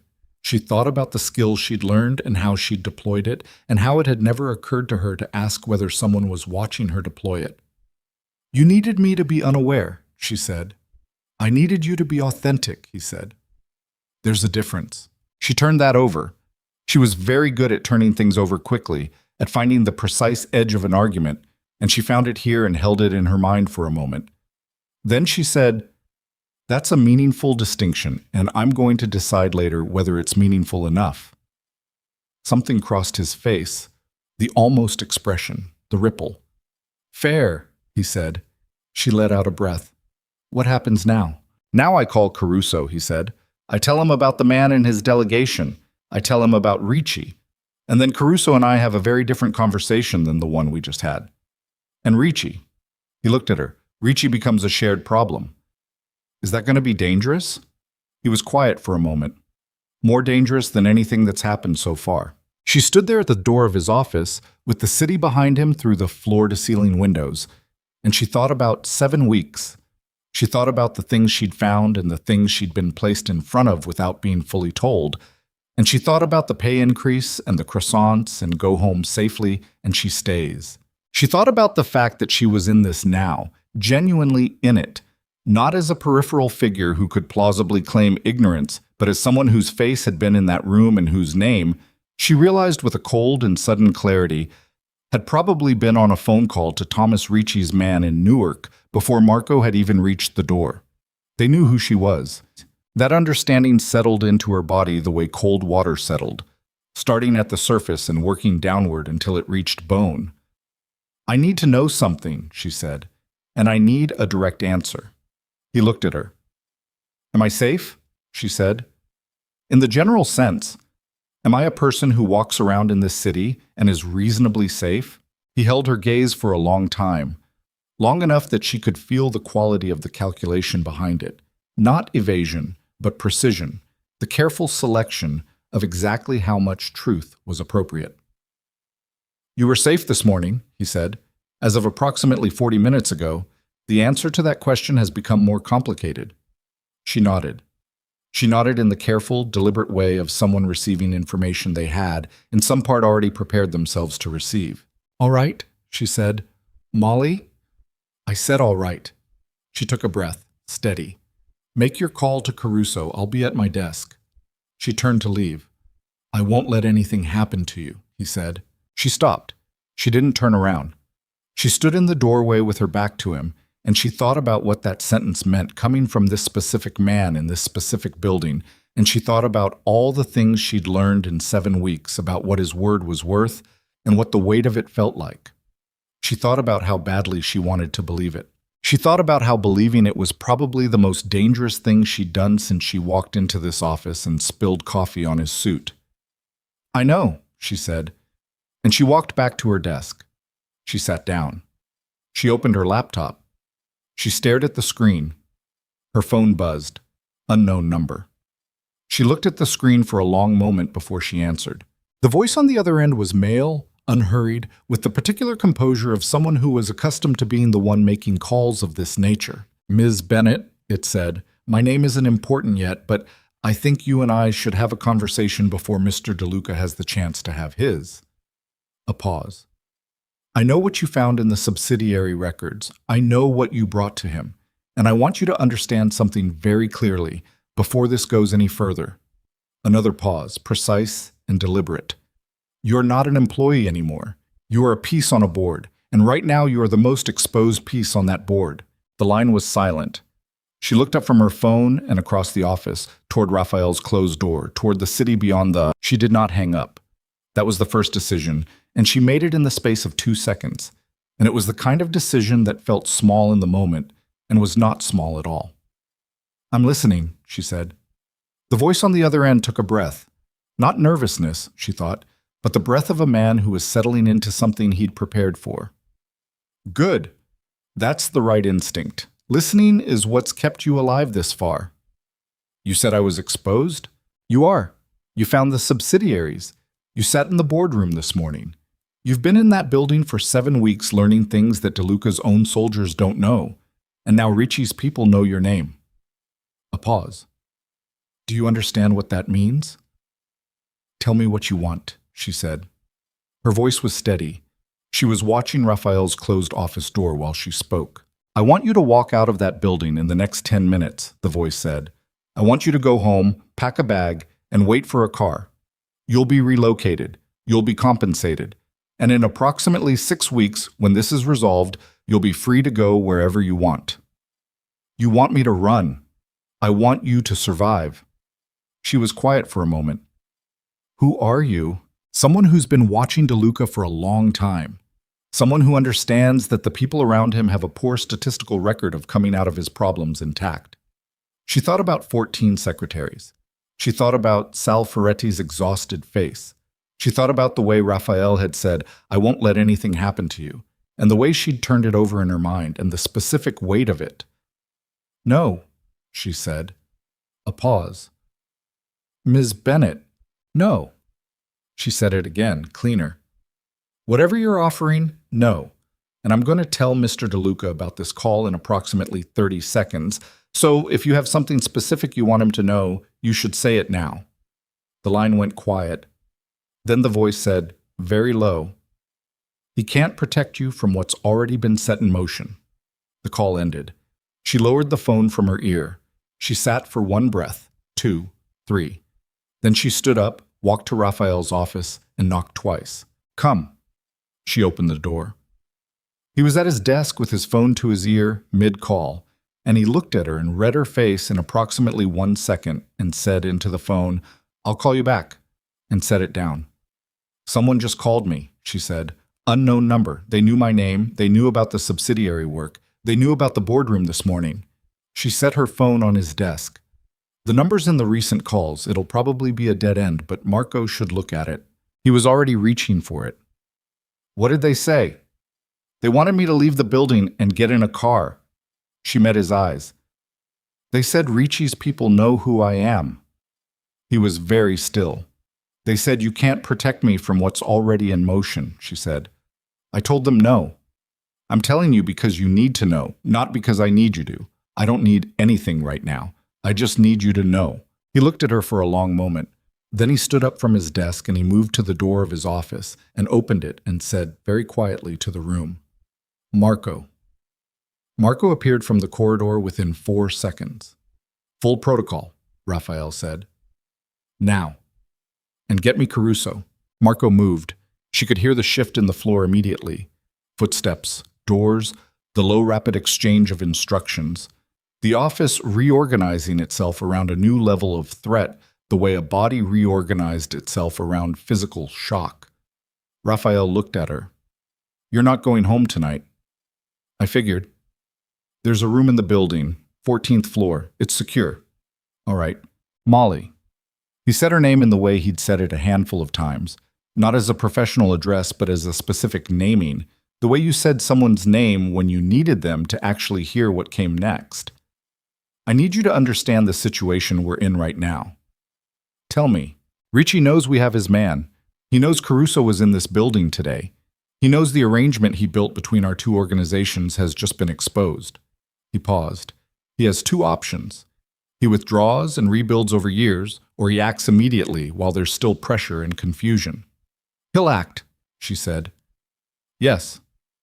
How? The weakest point, he said, and he looked at her and she understood what he meant before he said it, and she felt the cold move through her again, deeper this time, reaching places the first wave hadn't reached. You need to stay in this building. I understand. I'm not certain I can guarantee. Raphael. She said his name for the first time. No title, no professional distance, just his name, which came out steadier than she felt. I know, just tell me what you need me to do. Becky. What he needed her to do for the next 4 hours was work. It was the strangest 4 hours of her life. The floor was operating at a level of contained intensity she hadn't seen before. Men moving with purpose, calls being made and received, the boardroom occupied continuously with shifting configurations of people she didn't recognize. And in the middle of all of it, she sat at her desk and did what Raphael had asked. She pulled every financial document related to Ricci's port operations that existed anywhere in the DeLuca system. Invoices, shipping manifests, insurance records, anything that had touched their operations in the past 3 years. And she built a map. It was what she was good at, finding the pattern in the noise, seeing the shape in the numbers. She built the map, and she did not think about the phone call or the car that was presumably still waiting somewhere outside, or the specific texture of the fear that had settled into her body like a second skeleton. She worked, because working was the thing she could control, and control was the only currency that felt real right now. At 2:40 in the afternoon, she found it. Not a discrepancy this time. Not a phantom payment or a misaligned account code. Something larger and more structural. A pattern in Ricci's shipping insurance claims over 18 months that, cross-referenced against Port Authority arrival records she'd pulled from a public database, revealed a systematic gap. Cargo that was insured but never logged. Claims paid on shipments that, according to port records, didn't exist. Not money laundering. Something going into the ports, not out. She printed it.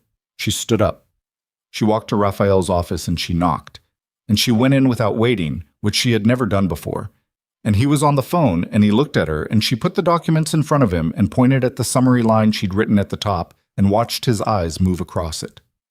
He ended the call without saying goodbye. He read the documents. All of them, fast, with the total attention he gave to everything. Ghost cargo, he said. The insurance claims are real and paid. The shipments aren't in any port arrival record, which means either the records are falsified or the cargo is coming in through channels that aren't being officially logged. What's coming in? I don't know. But the volume and the frequency, and the fact that he's been doing it for at least 18 months and expanding the pattern every quarter. She stopped. It's not product. The cargo weights are inconsistent with anything standardized. It's variable. It's different every time. He was looking at the documents. This is what he's protecting, Raphael said. Very quiet. This is why he needed Caruso and me occupied. Not the territory. Not the distribution networks. He set the documents down. This. She looked at him. What do we do with it? We use it. He looked up. This is leverage, Molly. Real leverage. This is the thing that Ricci cannot afford to have. The window exploded. Not the whole window. A section of it. The upper left pane of the floor-to-ceiling glass on the west wall, which fractured inward in a burst of cold air and glass particles, and the simultaneous deafening crack of something hitting it from outside with tremendous force. She was on the floor before she understood she'd moved. Pure instinct, body dropping, hands overhead, the carpet rough against her palms. The office was full of the sound of settling glass and wind from outside, 43 floors up, October air flooding in cold and immediate. Raphael was beside her, not over her, not pulling her, beside her, which she registered through the shock as significant as the action of a man whose first instinct was to be at the same level rather than above it. Are you hit? He said. No, are you? No. He was already moving, low toward the door. Stay down. Where are you? Stay down. She stayed down. She pressed herself against the side of the desk, below the line of the window, and she breathed through her mouth the way she'd read somewhere you were supposed to breathe in high-stress situations, slow and deliberate. And she listened. The floor outside the office was in controlled chaos. Fast movement, voices low and clipped. She heard Marco. She heard two other voices she recognized from the peripheral men. She heard, from somewhere below and outside, the sound of something she identified after a moment as vehicles moving fast on the street. She did not hear gunshots. She didn't know whether that was good or not. The office door opened. One of the peripheral men, not Marco, the one with the scar on his jaw, whose name she'd eventually learned was Dario, came in and scanned the room and looked at her behind the desk. Ms. Bennett, come with me. Where's... Now, please. She got up. Her knees were not entirely steady. She held the edge of the desk for 1 second, got her balance, and followed Dario into the corridor. The corridor was transformed. 3 men at each end. 2 more at the elevator bank. Every piece of ambient normalcy stripped away, replaced by the stark operational reality of what this floor actually was when the performance of a logistics company was suspended. Dario moved fast, and she matched his pace, and he took her not to the stairs, but to a door she'd never used, a service access she'd barely registered as existing, and through it to a secondary stairwell, narrow, lit by emergency lighting, concrete underfoot instead of carpet. 14th floor, he said. Keep moving. What happened to the window? We're looking into it. That's not an answer. No, he said, starting down the stairs. It isn't. She followed him. 29 flights. Her heels on concrete were loud, and she took them off on the third landing and carried them and went in her stockings, and it was faster. Dario noticed but said nothing. They reached the 14th floor. A different world, storage primarily, and what appeared to be server infrastructure behind locked cages. And at the far end a door that required a key card Dario produced from his jacket. Beyond it was a space that looked like it had been assembled for exactly this purpose. A room with no exterior windows, a cot along one wall, a table, chairs, a laptop already open on the table, a landline phone. Stay here, Dario said. For how long? Until Mr. DeLuca says otherwise. Is he all right? Dario looked at her. In the flat emergency lighting, his face was stripped of its professional blankness, and she could see something under it. Not fear, but its functional equivalent, the physiological state of a man whose threat assessment had just been recalibrated. He's managing the situation, Dario said. He left. The door locked behind him. She stood in the middle of the room for a moment. Then she sat at the table and opened the laptop and found it connected to the company's internal network. And she went back to work because it was the only thing she could do, and she needed to do something, or the fear was going to win. An hour and 20 minutes later, the door opened. Raphael came in alone. He was still in the same clothes. She looked immediately for blood and found none, which released something in her chest that had been clenched since the window. His jacket was gone. His face had the particular quality of compression she'd seen after the Ferretti meeting, after the boardroom, after every moment in the past weeks when something had required him to absorb something large and keep moving. He sat in the chair across from her. It wasn't a shot, he said. Drone, remote-controlled, commercial-grade, and modified to carry weight. It hit the upper pane at approximately 200 feet above street level. He paused. A message. Not an attempt. Ricci. Yes. She looked at him. He's telling you he can reach the 43rd floor. He's telling me he knows where we were standing. His eyes held hers. He has eyes on the building. Has had them for some time. She thought about that. The call this morning, she said. The one to my cell. They knew I was in the building. They knew which meetings I'd been in. Yes. He has someone inside. Had, Raphael said. We've identified them. They've been removed. She thought about what removed meant in this building and didn't pursue it. What happens now? She said. Now we move. He leaned forward slightly, forearms on the table. I've spoken with Caruso. He's in. He was less surprised about Ricci than I expected, which tells me he's had his own suspicions that he wasn't ready to act on alone. A pause. Together, we have the reach to close this. But we have to move tonight before Ricci recalibrates and pulls back. Where? Ricci uses a warehouse complex in Greenpoint for his port operations clearinghouse. It's where the ghost cargo documentation is processed before it moves. If we can get there with what you built. He glanced at the documents she'd brought downstairs, which she'd thought to grab from Raphael's desk on the way out, and which were now in a folder beside the laptop. We have enough to dismantle the entire operation, and to hand what we find there to people who will ensure Ricci becomes someone else's problem.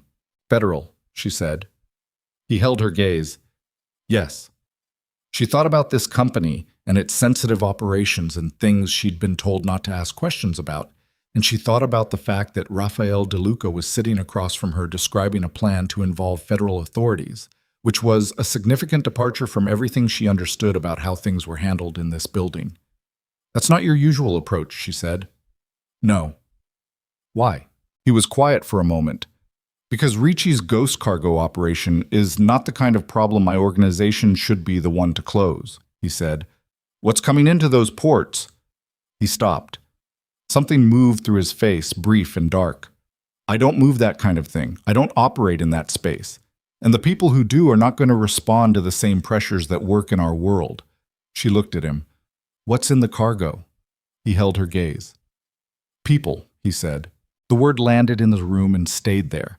She sat with it for a moment, breathing steadily, feeling the specific weight of it as it settled through her. Through the fear and the adrenaline and the 7 weeks and the window and everything else, and found its true dimension. All right, she said. Her voice was very quiet. What do you need from me? The map you built. The cross-reference between the insurance claims and the port records. I need it in a format that is unambiguous, that a person with no financial background can follow, and that can be transferred to a drive and handed to someone tonight. He looked at her. Can you do that in 2 hours? 1.5, she said, and reached for the laptop. He put his hand over hers, not holding it, just placing it there. One moment, a contact that lasted 3 seconds and no more. She looked down at his hand on hers and then up at his face. I'm sorry, he said. About the room, about the call, about the window. He said it flat and direct, the way he said everything. No performance, no cushioning. You were not supposed to be in the position you're currently in.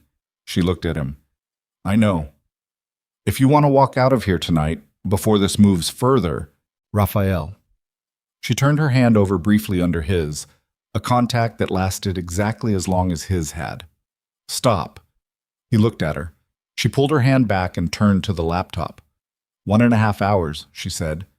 Let me work. He was quiet for a moment. Then he stood. He went to the door. He stopped. When this is over, he said, to the door, not quite turning back, I'm going to need you to make a decision about what you do next, about whether you stay. She kept her eyes on the screen. Ask me when it's over. He left. She worked. Well, the next 90 minutes were the most focused she had ever been in her life. Everything else, the fear, the drone, the word, people landing in the room like a stone, went somewhere else.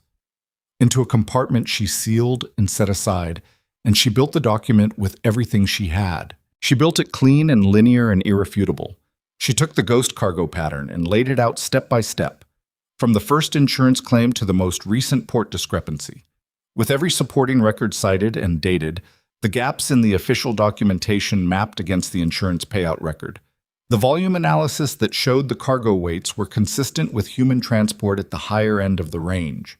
She added the financial trails she'd originally mapped, the subsidiaries, the phantom consulting firms, the Ferretti connection, and showed how the cash flows had been used to fund the port operations, creating a closed loop between the organizational infiltration and the underlying criminal enterprise. She finished it in 83 minutes.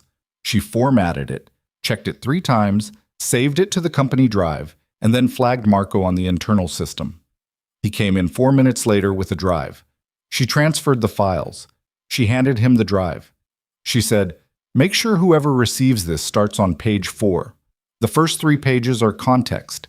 Page 4 is where the unambiguous part begins. Marco took the drive. He looked at her for a moment with the expression he almost never showed, not the professional blankness, but something underneath it, something that was as close to respect as she'd ever seen on his face. Then he left. She sat back. She looked at the ceiling of the windowless room on the 14th floor. She thought about $140,000 base and the back rent and the 3 months she'd been carrying and the small cushion of savings she'd never managed to build. She thought about a paper bag with 2 croissants and the words, "Go home safely," and she stays. She thought about people in cargo containers moving through ports that had no record of their arrival. At 9:17 p.m., the door opened and Dario came in and said, "We're moving in 30 minutes. Mr. DeLuca wants you in the vehicle." She looked up. Why? Because Ricci's people will be monitoring the building and a vehicle leaving without you doesn't match the intelligence picture he has. He paused. And because Mr. DeLuca said so. She stood. She looked down at herself. 8 hours into the day's clothes, 1 shoe in each hand where she'd been holding them since the 14th floor door, stockings with a run along the left calf that she'd only just noticed. She put the shoes back on. All right, she said. The convoy assembled in the building's underground parking level. 3 vehicles, black, the kind of anonymous heavy SUVs that could be anything in New York City at 10 p.m. and therefore were nothing. She was put in the second vehicle. Raphael was already inside in the far seat, jacket back on, and in the dark of the garage she could see that he had something under his jacket that she had never seen on him before and did not look at directly. 2 of the peripheral men got in. Dario in the front passenger, the driver she didn't know. The vehicle moved. For 6 minutes they drove in silence through the nighttime streets. The route indirect, she noticed, taking turns that didn't make geographic sense until she understood that the route itself was the point. The unpredictability of it, the impossibility of tracking. Then Marco's voice came through a radio in the front seat. "We have a problem at Greenpoint." Raphael picked up the radio. "Say it." Ricci moved the timeline. "The warehouse is active. There are people already inside." A pause, and she heard in the pause the thing that Marco was controlling. "Not Ricci's people, Raphael. The cargo. It arrived early." The vehicle kept moving. Raphael was very still. "How many?" he said. "Unknown. Ricci knows we're coming. He moved the cargo in as a shield." Marco's voice was flat and hard. "He thinks you won't move on the building while—" "He's wrong," Raphael said. The radio was quiet for a moment. "I know," Marco said. "That's why I'm telling you now." Raphael set the radio down. He looked out the window at the city going past. The transition from Manhattan to the bridge, the water below, the industrial dark of Greenpoint ahead. She looked at his face in profile. She watched him hold something enormous inside the stillness of his expression, the weight of a decision that could not be undone once it was made, that would define every version of this story going forward regardless of how it ended. He turned and looked at her. She looked back. She said, "You already know what you're going to do." "Yes." "Then do it." He picked up the radio. "Marco," he said, "call the number." A pause. "You're sure?" "Call it." She understood what the number was. She understood what calling it meant for every calculation she'd made about this man and this building and the line between the things he was and the things he wasn't. She understood that whatever she had thought Raphael DeLuca was, whatever category she'd been quietly building for him in the 7 weeks she'd spent learning the texture of his silences, the call he'd just authorized to a federal contact she hadn't known he had, was something that didn't fit neatly into any of those categories. The vehicle crossed the bridge. Greenpoint came up ahead. Water, warehouses, the specific dark of industrial waterfront at night. She could see lights where lights shouldn't be, at the far end of the complex. Dario turned around from the front seat. He had a vest in his hands. He looked at her. "Put this on," he said. She took it. Her hands were steady. She put it on and Dario leaned back and tightened the side fasteners, and she sat there in the dark-moving vehicle wearing body armor over the clothes she'd worn to a board meeting that morning, and she thought, 7 weeks ago I was 4 minutes late to a job interview and spilled coffee on a stranger's suit. The vehicle stopped. Raphael's door opened. He stepped out and she followed without being asked, because at this point the choice of whether to follow or not had become academic. She was in this, had been in this for some time, and standing still was no longer a position that existed. The warehouse was ahead of them across an open lot. Corrugated steel, large, lit from within, 2 vehicles outside she didn't recognize. Raphael's men were fanning out around the perimeter with the economical coordination of people who had done this before. She felt Raphael's hand at her arm, not gripping, steering. "Stay behind Marco," he said. "Not behind me. Marco." "Okay." "If something—" "Raphael." He stopped. She looked at him in the half-dark of the waterfront and she said very quietly, "Come back." He looked at her for a long moment, and the expression on his face in that moment was the most unguarded thing she had ever seen from him, the most fully human. Something between fear and something much warmer than fear. Something she did not have a clean word for but recognized in her chest with a completeness that terrified her more than the warehouse or the drone or the phone call had. Then it was gone, replaced by the stillness. He turned toward the warehouse. The door came open from the inside, and the night split apart with light and sound, and Raphael's men moved and she moved with Marco, because that was what she'd been told to do. And the warehouse swallowed them. The warehouse swallowed them whole. She stayed behind Marco the way Raphael had told her to. Close, matching his pace, watching the geometry of the space as it opened up around them. The interior was enormous.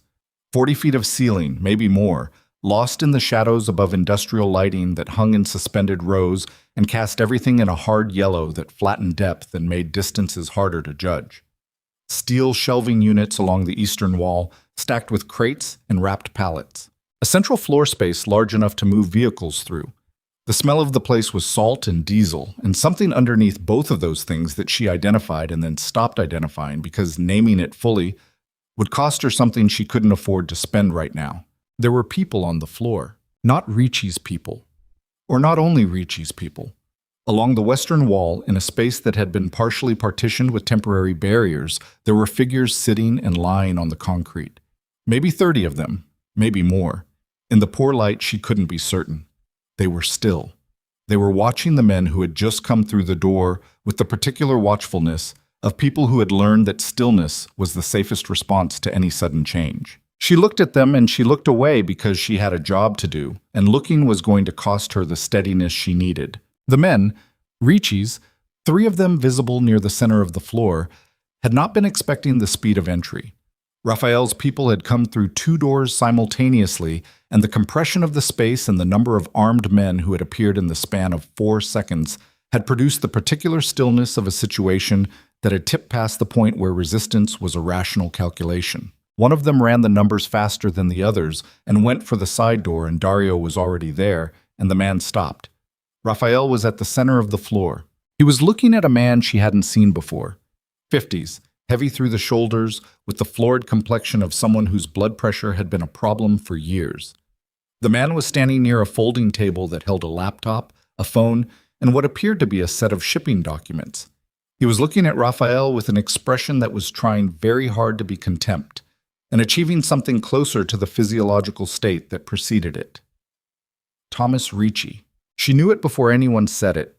The way he stood, the way the space organized itself around him, not with deference, the way spaces organized themselves around Raphael, but with the brittle authority of a man who had purchased his position and knew on some level that purchased things could be repurchased. "You brought the cavalry," Ricci said. His voice was rough and slightly too loud for the space. "Performance." "I'm impressed. A little. I expected you to try to handle this quietly." "I handle things the way the situation warrants," Raphael said. "Federals outside." Ricci glanced toward the door. "That's a significant departure for you." "You made it necessary."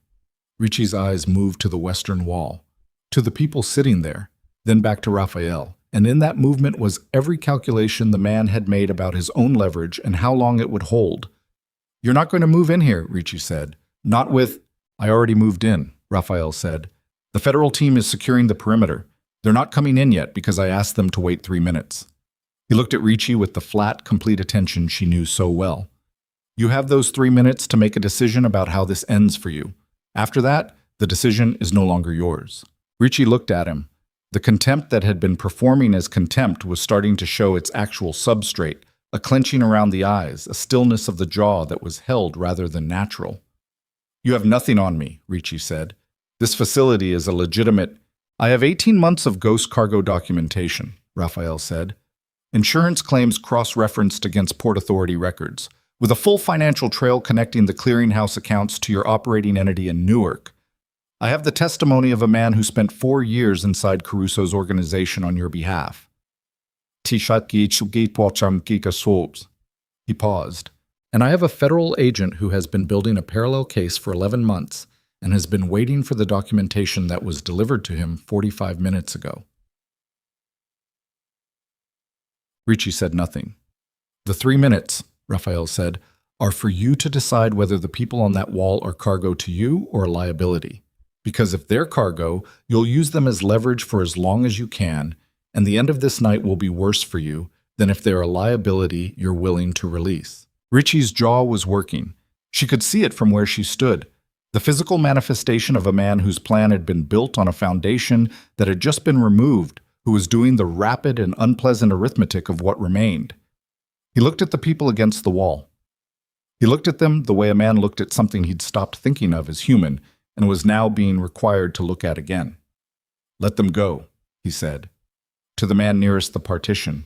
The man looked at Ricci, looked at Raphael, made his own calculation and moved to the partition. Molly watched the people on the western wall begin to move, slowly at first, then faster, the specific controlled urgency of people who had been very still for a very long time and were not entirely certain that movement was safe but were choosing it anyway.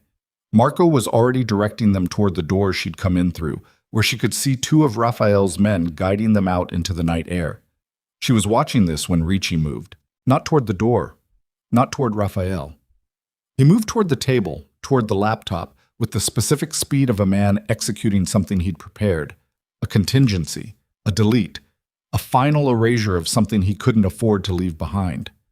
She moved faster. She didn't think about it. Her body made the decision, and she was crossing the floor in 6 fast steps, and her hand came down on the laptop lid before Ricci's hand reached the keyboard, and she pulled it off the table and stepped back and held it against her chest and looked at Ricci from a distance of approximately 4 feet. He looked at her. She looked back. For 1 second, a second that she would remember in precise physical detail for a very long time afterward.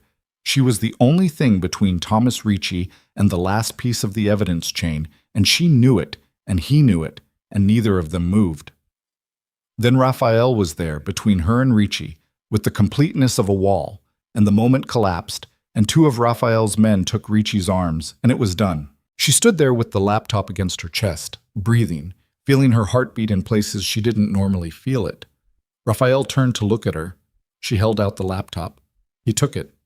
He looked at her face, then at the laptop, then at her face again. "You ran toward him," he said. "I ran toward the table," she said. "There's a difference." He looked at her for another moment. "Molly."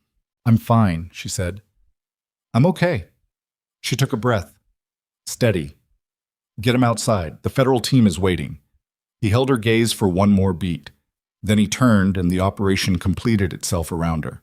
Ricci removed, the documentation secured, the 3 minutes elapsed, and through the warehouse's large front doors she could see the blue and red of federal vehicles outside that had not been there 40 minutes ago. She walked to the western wall. The partition was empty now. The people who had been there were outside, in the air, in the hands of people whose job was to do what came next for them. She stood in the empty space and looked at the concrete floor and the temporary barriers and the single blanket that had been left behind. And she stood there for a long time, breathing slowly, letting the adrenaline find its way out of her body the only way it could, gradually, with the particular exhausted shaking of aftermath. She did not cry. She had cried, in her life, in more appropriate settings, over much smaller things. She didn't cry now because there wasn't room for it yet. The space was still too full of everything that had happened, and she needed to be on the other side of tonight before she could afford to spend that. She walked out of the warehouse. The night outside was cold and bright with emergency lighting, with the specific organized noise of multiple agencies doing their respective jobs in a space that had just become a crime scene of considerable significance. She walked through it and no one stopped her, because she was wearing a vest with DeLuca International stenciled on the front in the kind of move that had apparently been standard preparation on someone's part, and she walked until she found a space at the edge of the lot near the water where the noise was slightly less and the air moved, and she stood there and looked at the East River and breathed. She heard him behind her before he spoke. "It's over," Raphael said. She didn't turn around immediately. She kept her eyes on the water. "Is it?" "The federal team has Ricci. The documentation you built is in their hands. The Montreal and Chicago and Miami people will be dealt with through the proper authorities over the next—" He stopped. "It's over." She turned. He was standing 3 feet from her, and he looked, for the first time in the 7 weeks she'd known him, for the first time since she'd watched him move through his office with the unhurried authority of a man to whom time deferred. He looked tired, not physically broken, not diminished, but carrying the specific weight of a night that had cost something real, in the particular way that nights like this always cost something that didn't appear on any balance sheet. There was a cut above his left eyebrow. She hadn't seen him get it. It had bled at some point. There was a dried line of it along his temple, and now it had stopped. But it was there, and she looked at it, and then looked at his face. You're bleeding, she said. I know. Did someone look at it? It's fine. That wasn't my question. He held her gaze. Something on his face. The tiredness, and underneath it, the thing she'd caught in the vehicle before the warehouse. The unguarded thing. It was back, and this time it wasn't going anywhere. No, he said. No one looked at it. She looked around the lot. One of the agency vehicles had a first aid kit mounted on the exterior. She'd registered it on the way out. She walked over, pulled the kit from its bracket, came back. He watched her do this. She opened the kit. She found what she needed: gauze, antiseptic, tape, and she looked at the cut, which was small but deep at the center, the kind that bled significantly for its size. Hold still, she said. He held still. She cleaned the cut. He didn't react to the antiseptic, not even the slight involuntary tightening that most people produced, just kept looking at her face while she worked. She could feel the quality of that attention, had felt it in different registers since the first morning. And she worked carefully, because she was careful, because carefulness was one of the few things she'd always been reliably good at. She applied the closure strip. She pressed it into place with 2 fingers, held it for a moment to ensure adhesion. She didn't step back. They were close enough that she could see every detail of his face in the cold emergency light, the dark water of his eyes, the particular lines at the corners of them, the cut she'd just closed, the tiredness she'd just named. Ask me now, she said. He looked at her. You said when it was over, she said. You said ask me when it's over. I said I'd ask you, he said, whether you stay. I know what you said. He was very still. Molly, I'm going to stay, she said. I've been going to stay since approximately week 3, when I found the Montreal discrepancy and brought it to you instead of walking out the door. I just needed to know whether you knew that. She paused, and whether it was a decision you wanted me to make. He looked at her for a long time. Long in the way that his silences were sometimes long, not empty, not hesitating, but full, holding something that he was selecting with care. It's the only decision I wanted you to make, he said, freely, without obligation. It is free, she said. That's what I'm telling you. He put his hand up and touched the side of her face, not the injured side, not the cut, but her face, the angle of her jaw, the way you touch something you'd been watching from a distance for long enough that touching it felt like a completion rather than a beginning. It was brief and deliberate, and she felt it in her sternum. She put her hand briefly over his, the same way she'd done across the table in the 14th floor room. And then they both lowered their hands, because there was still work to be done, and they were both people who did their work.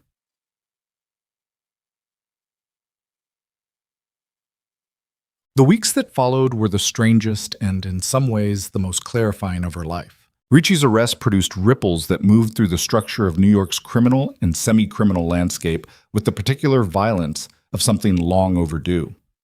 The federal case, when it became public 3 weeks after Greenpoint, was the kind of case that generated significant coverage, not because the logistics were unusual, which they weren't, but because of the scope of the infiltration operation that had been running alongside the port scheme, and because of the number of organizations that had been manipulated by a single patient and methodical hand over 6 years. The ghost cargo documentation, Molly's cross-reference, her map, her 83 minutes of focused work in a windowless room on the 14th floor, was cited in the indictment, not by name, as financial analysis provided by a cooperating source.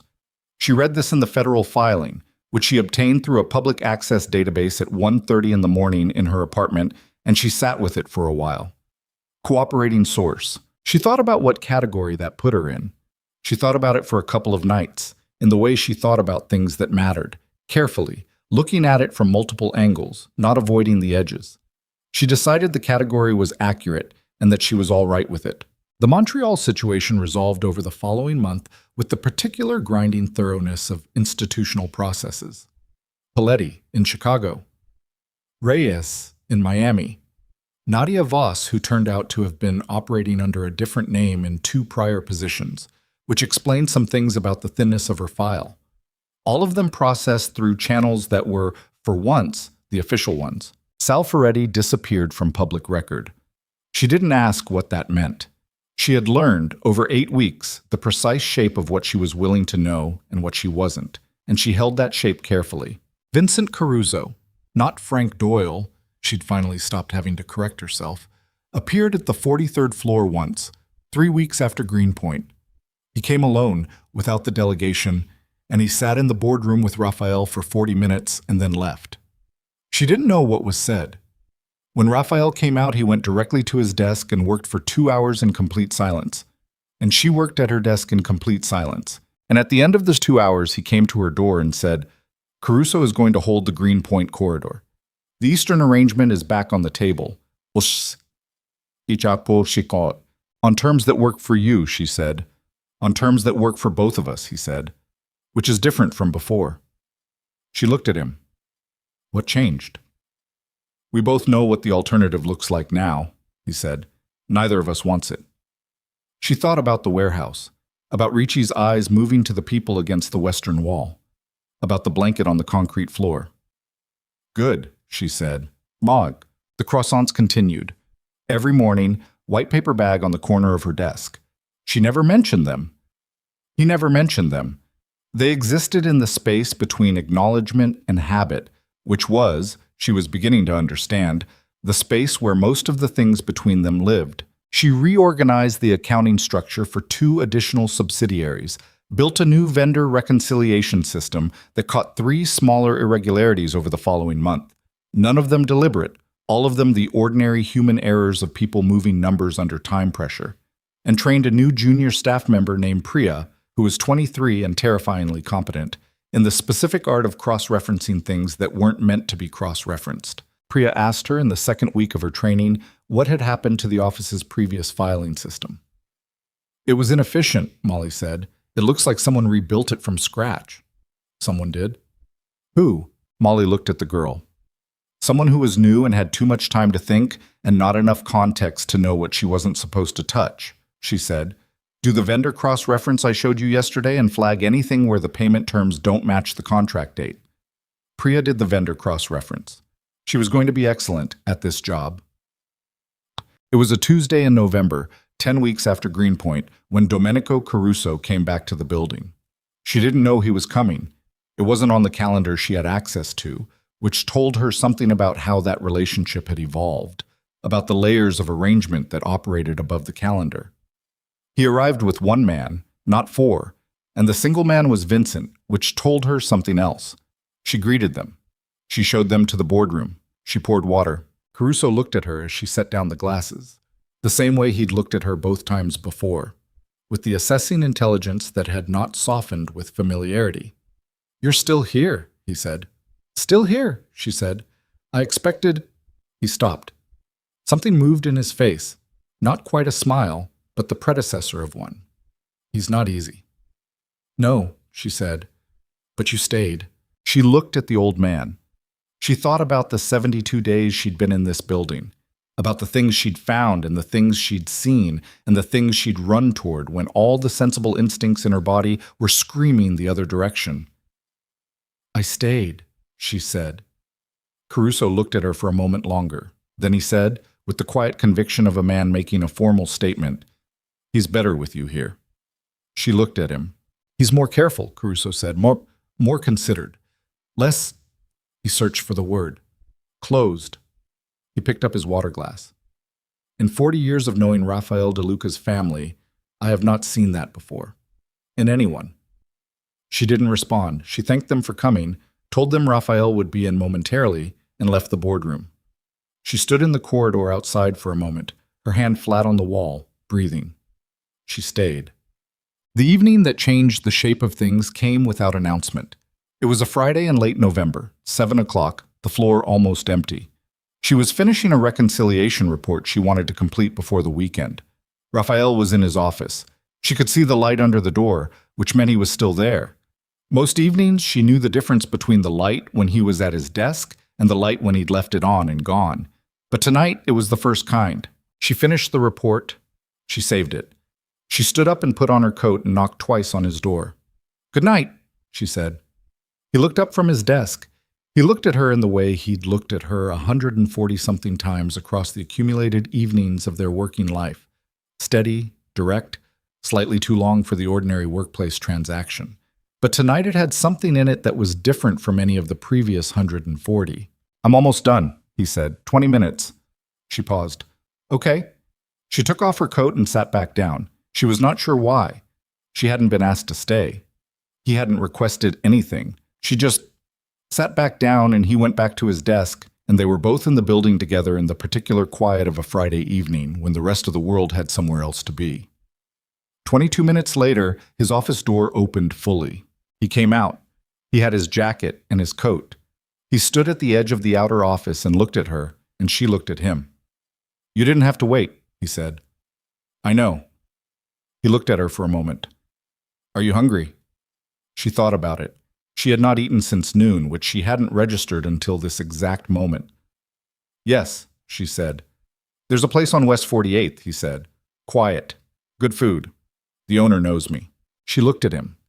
She thought about all the versions of what that sentence could mean, coming from this man, in this context.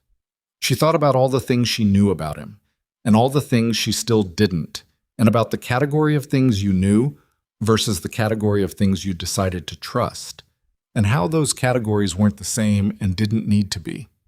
"Is it the kind of place," she said, "where I need to be worried about my coat knocking something over?" He looked at her. "The kind of place where if you knock something over," he said, "I'll tell them to add it to my bill." She picked up her coat, she put it on. She picked up her bag. She walked to the elevator. He walked beside her. In the elevator, going down, she noticed that the silence between them had a different texture than it had carried in the very beginning. Not the charged silence of two people calibrating, not the careful silence of people maintaining professional distance. Just the ordinary quiet of two people going to dinner, which was both simpler and more significant than either of them acknowledged. The lobby, the revolving doors, the November city, cold and bright and moving. He walked beside her on the sidewalk, not close, not distant, the appropriate uncertain distance of something that was becoming what it was in its own time. "Can I ask you something?" she said. "Yes." "The first day," she said, "when I spilled the espresso, every person in that building expected you to fire me. Yes? You didn't." "No." "Why?" He was quiet for a moment. Their breath made small clouds in the cold air. The street noise of West 48th surrounded them, the particular energy of a Friday city evening. "Because you offered to sell your belongings," he said, "to pay for a suit belonging to a man you'd known for 7 minutes in a situation that was genuinely an accident." He paused. "I've spent my entire professional life surrounded by people who calculated everything, who never made a gesture that didn't serve a specific purpose." He looked at the middle distance ahead of them.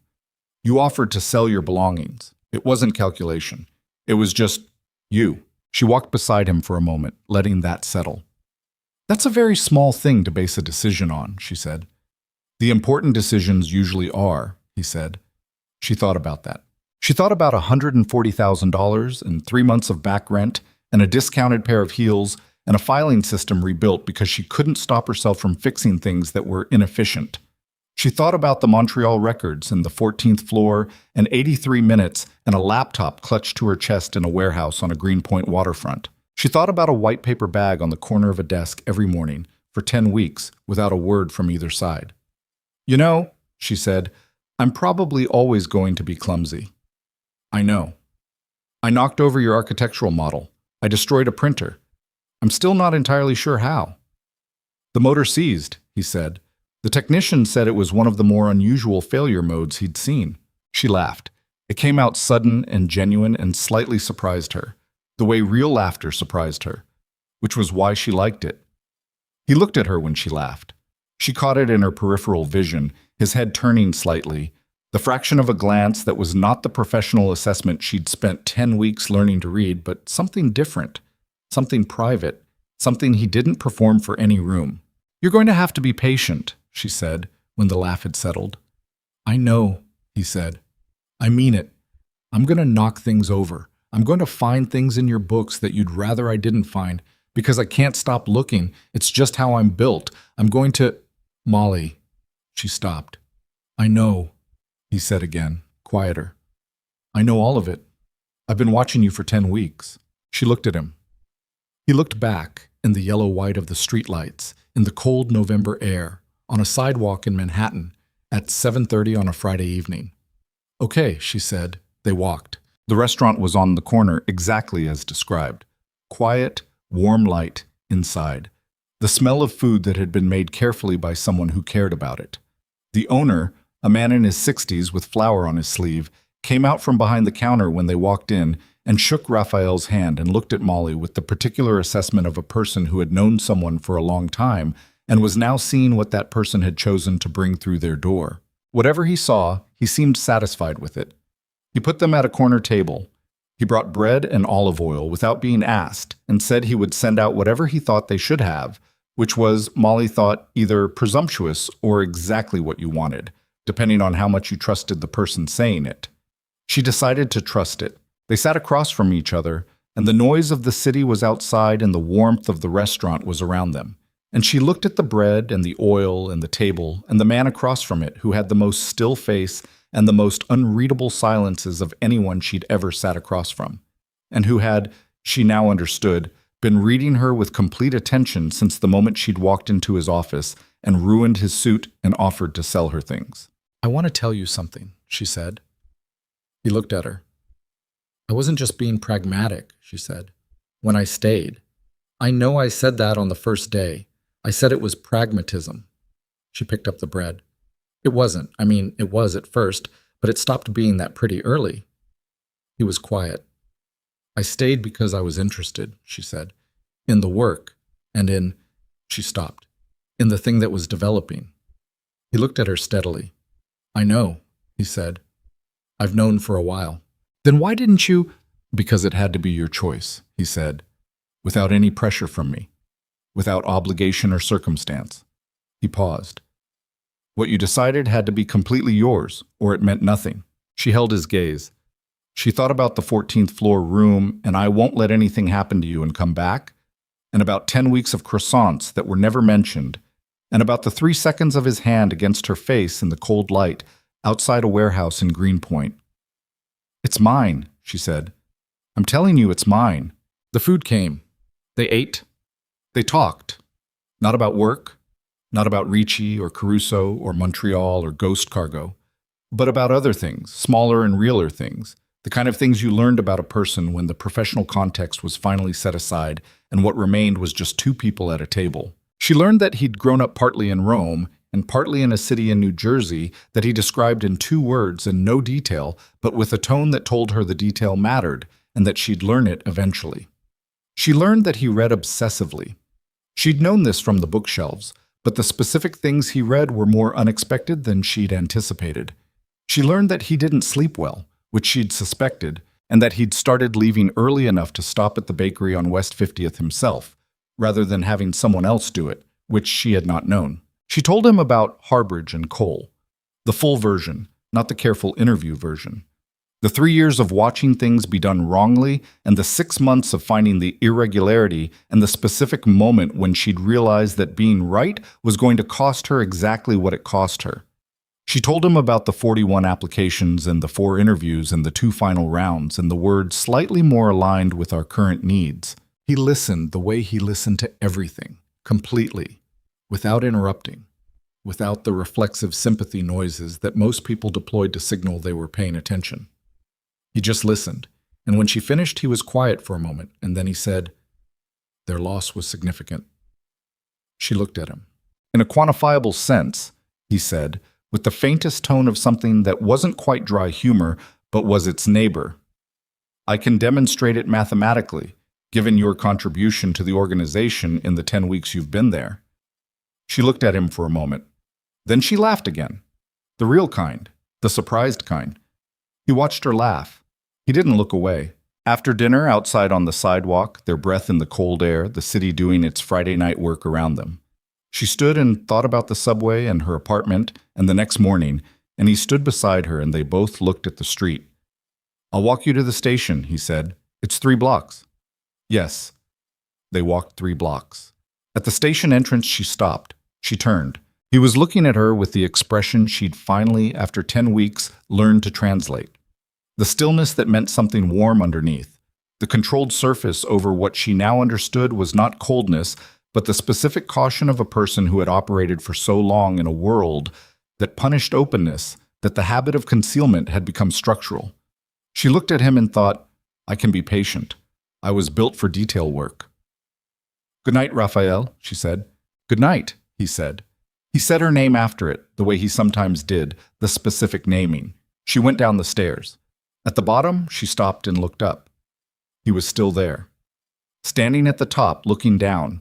When she looked up, he didn't look away or pretend he hadn't been watching. He just held her gaze from the top of the stairs in the November cold, with the city going past behind him. She raised one hand. He raised his. She went through the turnstile. She got on the train. She stood in the crowded car with her hand on the overhead rail the way she'd stood on the night she'd first read his message, 10 weeks ago, a different version of herself in some ways and exactly the same in others. And she thought about what Caruso had said. He's better with you here. She thought about that.